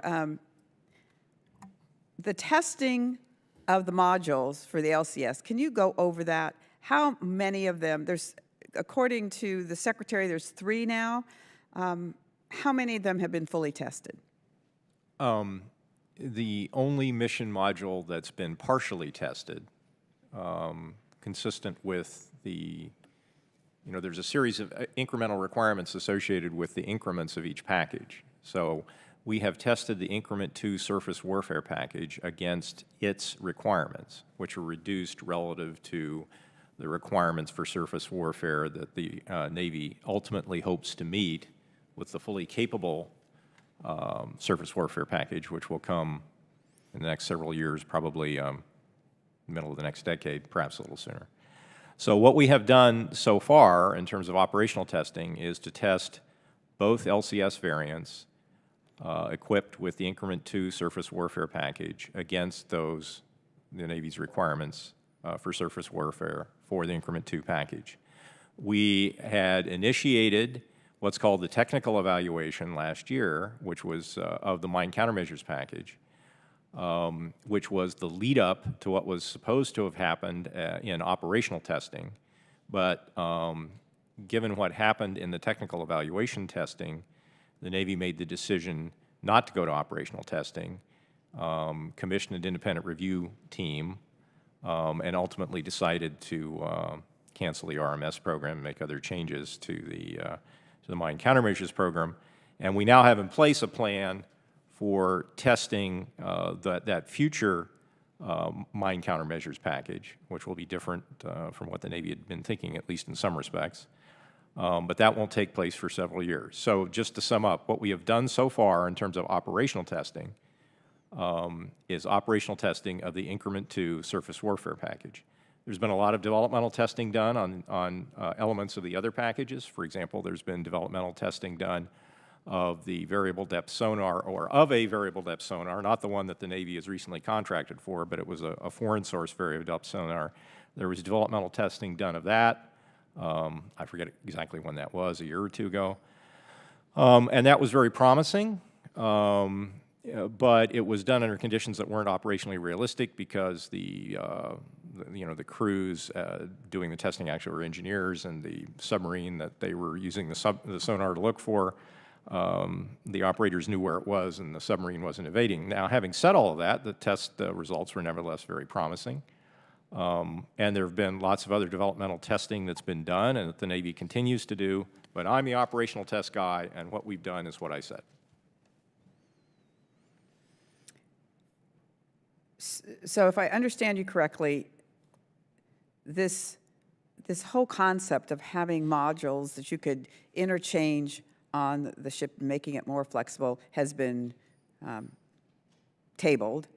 And we're now doing single modules for the ships, and only one has been operationally Well, tested. the original concept was that different modules could be put on, interchanged among different ships, and that the ship crews and the module crews could be separate and interchangeable. My understanding is that the Navy, as a result of another review in which Admiral Rowden was involved, has decided that they're going to merge the ship crews and the module crews on LCS and pretty much dedicate given modules to given ships and crews. And based on what we've seen, we think that's a good decision. So the Navy is giving up on some of the original vision based on what it's learned as we've done operational and developmental testing. Now, you still will be able to pull a module off a ship. I mean, as the points have been made about, well, you can modernize the module and not take the entire ship down. So so suppose you want to implement increment 4 of the surface warfare package. You can take those modules off the ships. You can take the existing surface warfare modules off the ships and replace them with another module for another warfare area, and the ships aren't completely down and going through, a lot of construction and changes in a dry dock. So that part of the concept is still alive, but the Navy has modified its thinking about how it's going to, implement modularity on these ships going forward. Ma'am, if I may provide some clarification. Yes, ma'am. So I led the review team that came up with a recommendation to think differently about the modularity of these ships. So, and in the execution of the review, we were concentrating on 3 things really: simplification, stabilization, and ownership. In my experience in going to sea is that the crew has to own the mission. And my concern was, as we were looking at the modularity and shifting the mission over perhaps the course of a weekend, you're taking the vast majority of the crew and you're trying to shift them from hunting submarines on Thursday to hunting mines on Tuesday, and that just didn't make sense to me from the operational perspective. I still value and wanted to fully utilize the modularity of the ships for the reasons that Dr. Gilmore points out. We can modernize it much more effectively and much more rapidly. But I think it's important to understand that while we will single up crews and we will single up ships dedicated to a specific mission, if the need arises, we also have those crews, given the similarity between the ships or the identical between the ships, if we need to shift ships from hunting mines to hunting submarines, we have crews available and we have modules available to do that if we have to expand that capacity.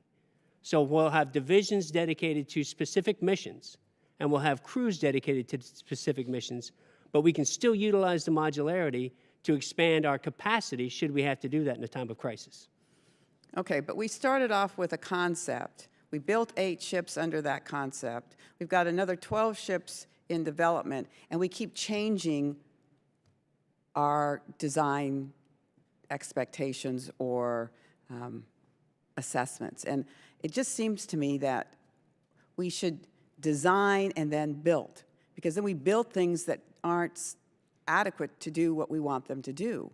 Let me ask you this, Secretary Stackley, and I have just one more question after that, Madam Chair. It's my understanding that because we didn't have a U.S.-based or U.S. Navy capability, a repair technician was flown to Florida from Australia in 2015 to make a 90-minute repair, but essentially delaying operations by 4 days. How many other pieces of equipment could require similar repairs and/or delays? And has this happened more than once? I'll have to get back to you on the record in that specific instance and see if there are other instances, but I will describe that for every ship in our Navy, if we have to, and we do, we reach around the world to get the right tech rep there to the ship to provide the technical support that it will need in a timely manner. And when we have original equipment manufacturers that come from that are located overseas, then in fact we do from on occasion have to go overseas to get that repair assist. All right, so if you would just provide to us, how many times have we had to utilize resources that were not available within the Navy on these specific ships? Yes, ma'am. Okay. And then finally, one last question. If we're now taking the LCS and turning it into a frigate, wouldn't we be better served to design a frigate that meets what our needs are? We've always had problems with the LCS because we were bumping up against the weight restriction. We've always had problems with the fact that there's not adequate number of crew on the ship.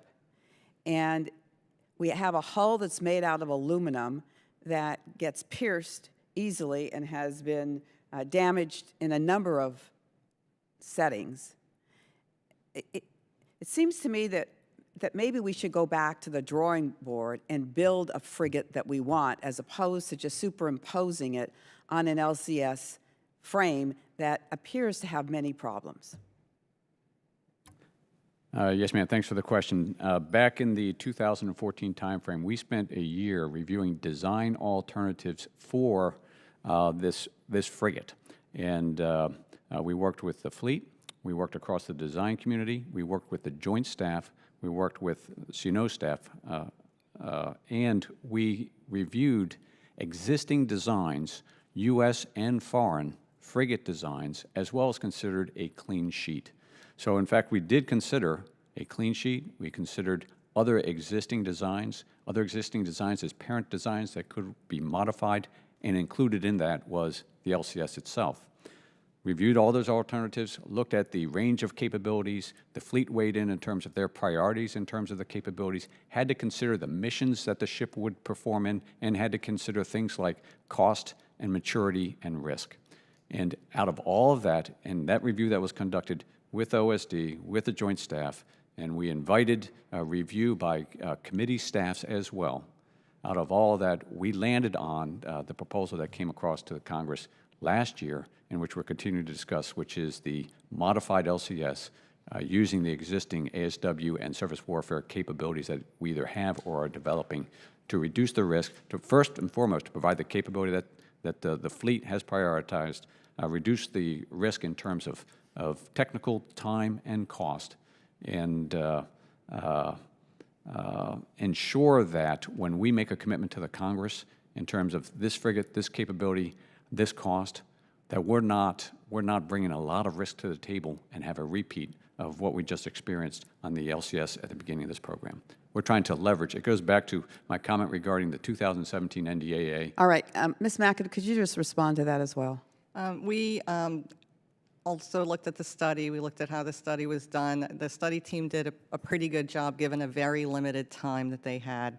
They did consider existing designs, modification of existing and new designs, and a major and minor modified LCS. As I mentioned earlier, the minor modified LCS, which is now the frigate, was the least capable option that the study team assessed that did not meet all the fleet's needs, everything that they wanted.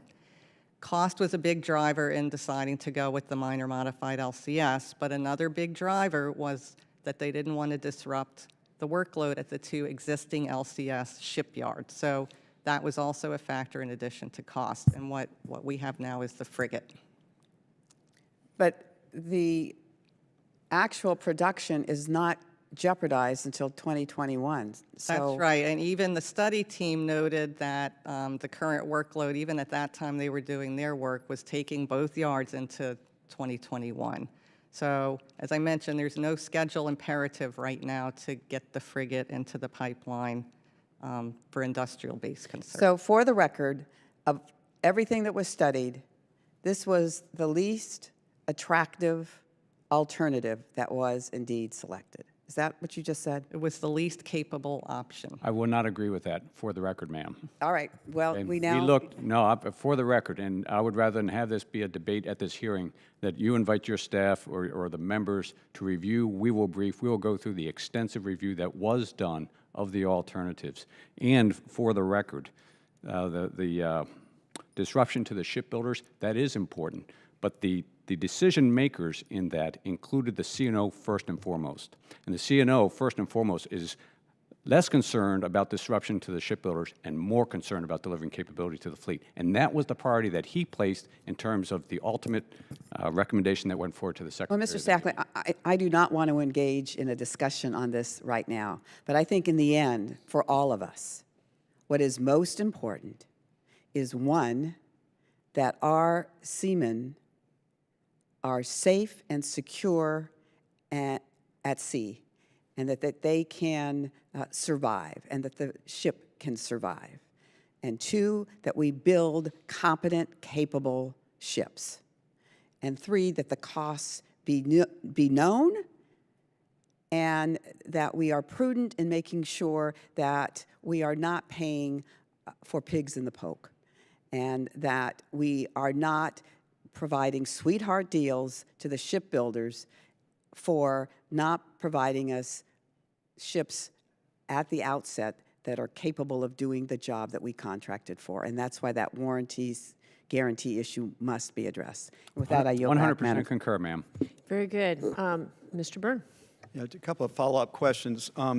Have we had other classes of ships that have moved through the Panama Canal that have suffered some sort of damage as they've gone through? So I can't think of any specific instances at this time. However, I will take that for the record, and if that, in fact, has occurred, I will get that back to you, sir. When the ship's going through the Panama Canal, I've watched commercial ships go through the canal, and the crew's still on board the ships, but the Panama Canal personnel are actually operating the transit through the locks. Is that true with the U.S. Navy ship? Yes, sir, that is. So if there's been damage as it's going through the locks, it's really not our personnel that's caused it. It's been caused by the people that work for the Panama Canal. That's correct, sir. And specifically, with the latest damage that occurred on the ship, when we took the first ship through and there was some damage associated with it, we sent a team down to the Panama Canal to talk to them about how we needed to take these ships through the canal, the modifications that needed to be made to the way they hooked the lines up and pull the ship through the canal. Unfortunately, and we discussed this at length with how they were going to do it. Unfortunately, in the most recent transit, that was not executed.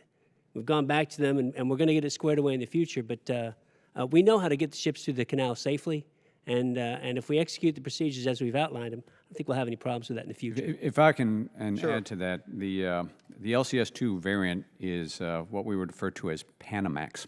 In other words, the ship design maximizes the beam width of the ship up to the limits of the Panama Canal, so it's going to be tight. And it's also a very unique design in terms of the sides of the ship, and you're well familiar with this.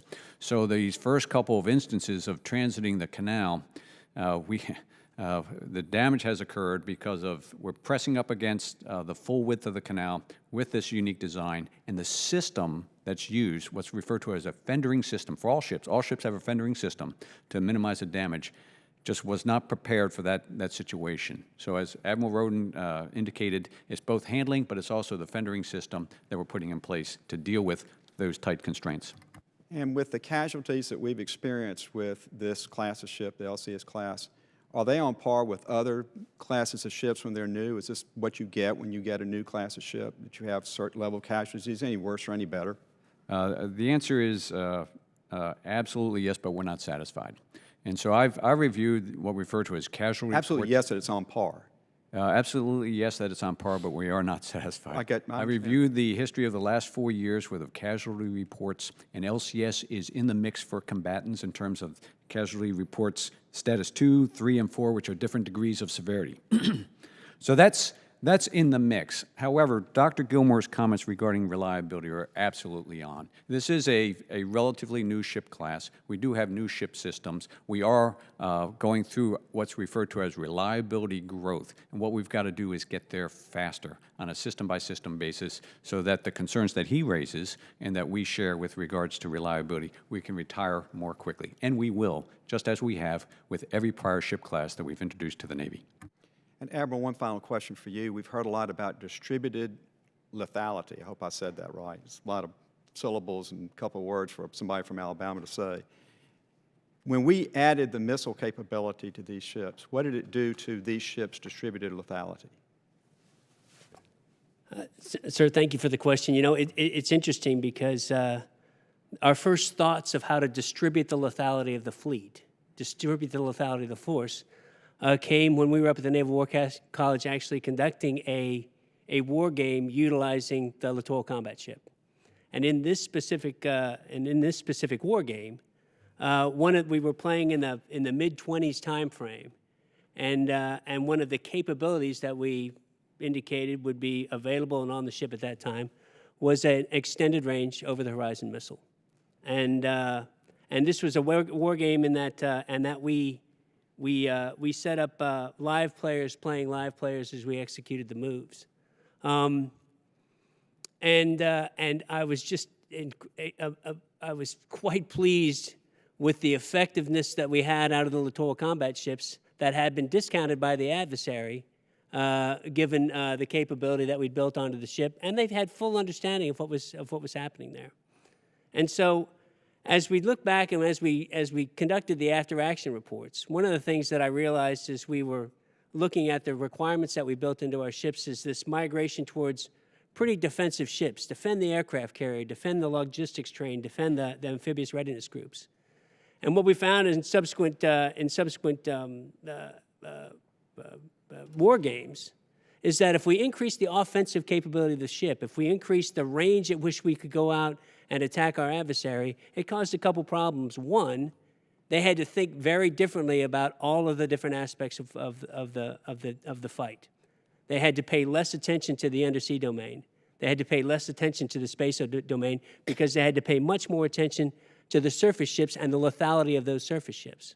Well, I noted when I was at the RIMPAC exercise that the Chinese ships that were participating were all closest to the Coronado, the Littoral combat ship, and watching it very carefully. And so I think the Chinese are very interested in what this new capability has been added to that ship and what it would do in that theater. Thank you, Madam Chairman. I yield back. Thank you. We've had a very thorough and I think helpful hearing today discussing this very important platform for our sailors and for our nation. Before we conclude the hearing, I was wondering if any of the witnesses have any closing remarks that they want to make or anything they want to say to put on the record that they haven't gotten to say yet. So we'll just go through. Mr. Stackley, if anything you want to add? Ma'am, I'd be at risk of repeating my opening statement, but just to synopsize, the ship works. We have reliability issues. We'll get through those, but the ship works. Concerns with things like redundancy, I agree with Dr. Gilmore's assessment that we need to increase redundancy, particularly for critical systems, and we are going about that first with the frigate design, and then looking at backfitting that to the earlier hulls. The ship works. The mission packages are correctly selected in terms of warfighting gaps. We've got to deliver that capability regardless of what the platform is, and we've selected the LCS platform to deliver those capabilities. We are late. We understand that, but we are bringing that capability forward in an incremental fashion when it is ready. So every deployment, Littoral combat ships are deploying with increased capability. And yes, we have changed the program as we go. That's because we are learning. This is a new concept. And concepts that were struck back in the 2001, 2002 timeframe, now that we're out there operating and deploying, we're learning and we're improving. So I thank you for the hearing, and we'll follow up on all the requested actions. Very good. And you are, each of you can submit comments for the record in addition. Vice Admiral Rowden, any closing comments? Yes, ma'am. I too sincerely appreciate the opportunity to be here on behalf of the Littoral combat ship. It's an exciting time in our Navy, and it's an exciting time bringing this capability into the fleet. the capabilities that it's going to deliver, and understanding that we have a team focused on the issues. We're learning about the issues. We're learning about how to maintain it. And going forward, I am 100% confident that we'll tackle those issues and we'll defeat them. And as we deliver that capability forward, and in my mind, it's all about the center of the universe. And I think the center of the universe, at least from the professional perspective, are the ships and the men and women that serve on those ships. They're excited about the capability that these ships bring, and I know that we'll deliver to the forward forces. And we're going to continue to work hard and make sure that we maximize the value of these ships to our fleet commanders. Very good. Ms. Mackin. I just reiterate the need for prudence in pursuing a block-buy strategy at this point in time, which will be initially 12 LCS prices with the frigate upgrades to be added in later. There are a lot of unknowns about the basic ship right now that's going to be modified. What will the design look like? What will the cost be? So I'll just reiterate that caution. And then just for the record, I did want to mention on the warranty issue, we recommended that the Navy take a look and see if it would be possible to move more toward a warranty approach as the Coast Guard does, and they agreed to do so. That study is supposed to be provided to us this month, so we haven't seen it yet, but we'll look forward to taking a look at the results. Okay, very good. Dr. Gilmore. I just emphasize what I said in my opening comments, which is we need to acknowledge the many problems that exist and fix them. And I'm glad the Navy is now acknowledging many of these problems. But in the past, that always hasn't been true. And for example, in 2014 testimony from senior Navy officials, they said the remote mine hunting system completed its reliability growth program this past year and continues to test well. And at that time, that simply wasn't the case. It was testing poorly. So I hope that the Navy, as it is now doing, and as it did with its Mine Countermeasures Independent Review Team, thoroughly reviews all of the test results that are available, takes those on board, and provides the resources, with your help, to fix these problems. And it seems that Mr. Stackley and Admiral Rowden are committed to doing that, and I hope they continue to do that in the future. Very good. Thank you. Mr. O'Rourke. Thanks for having me to the hearing today. Just to close the loop on your earlier question about block buys and oversight, there's a lot of aspects of oversight. We talked about Q&A at the hearings. There's legislative provisions. There have been many of those over the years. Lots of report language in the committee reports. A lot of GAO reports also, as well as my tracking report and CBO reports. So those are all other aspects of oversight that have taken place during the block buy contracts that we've executed. There's one additional aspect of conducting oversight, and that's the ability to terminate the program if you're just dissatisfied with it. Congress does retain the ability to terminate a block buy contract, and a block buy contract can be written without a cancellation penalty. Furthermore, a block buy contract can be implemented without upfront batch buys of components that might add to your reluctance to cancel the contract. And in fact, that's how the Navy has done the LCS block buy contracts, without any upfront batch buys.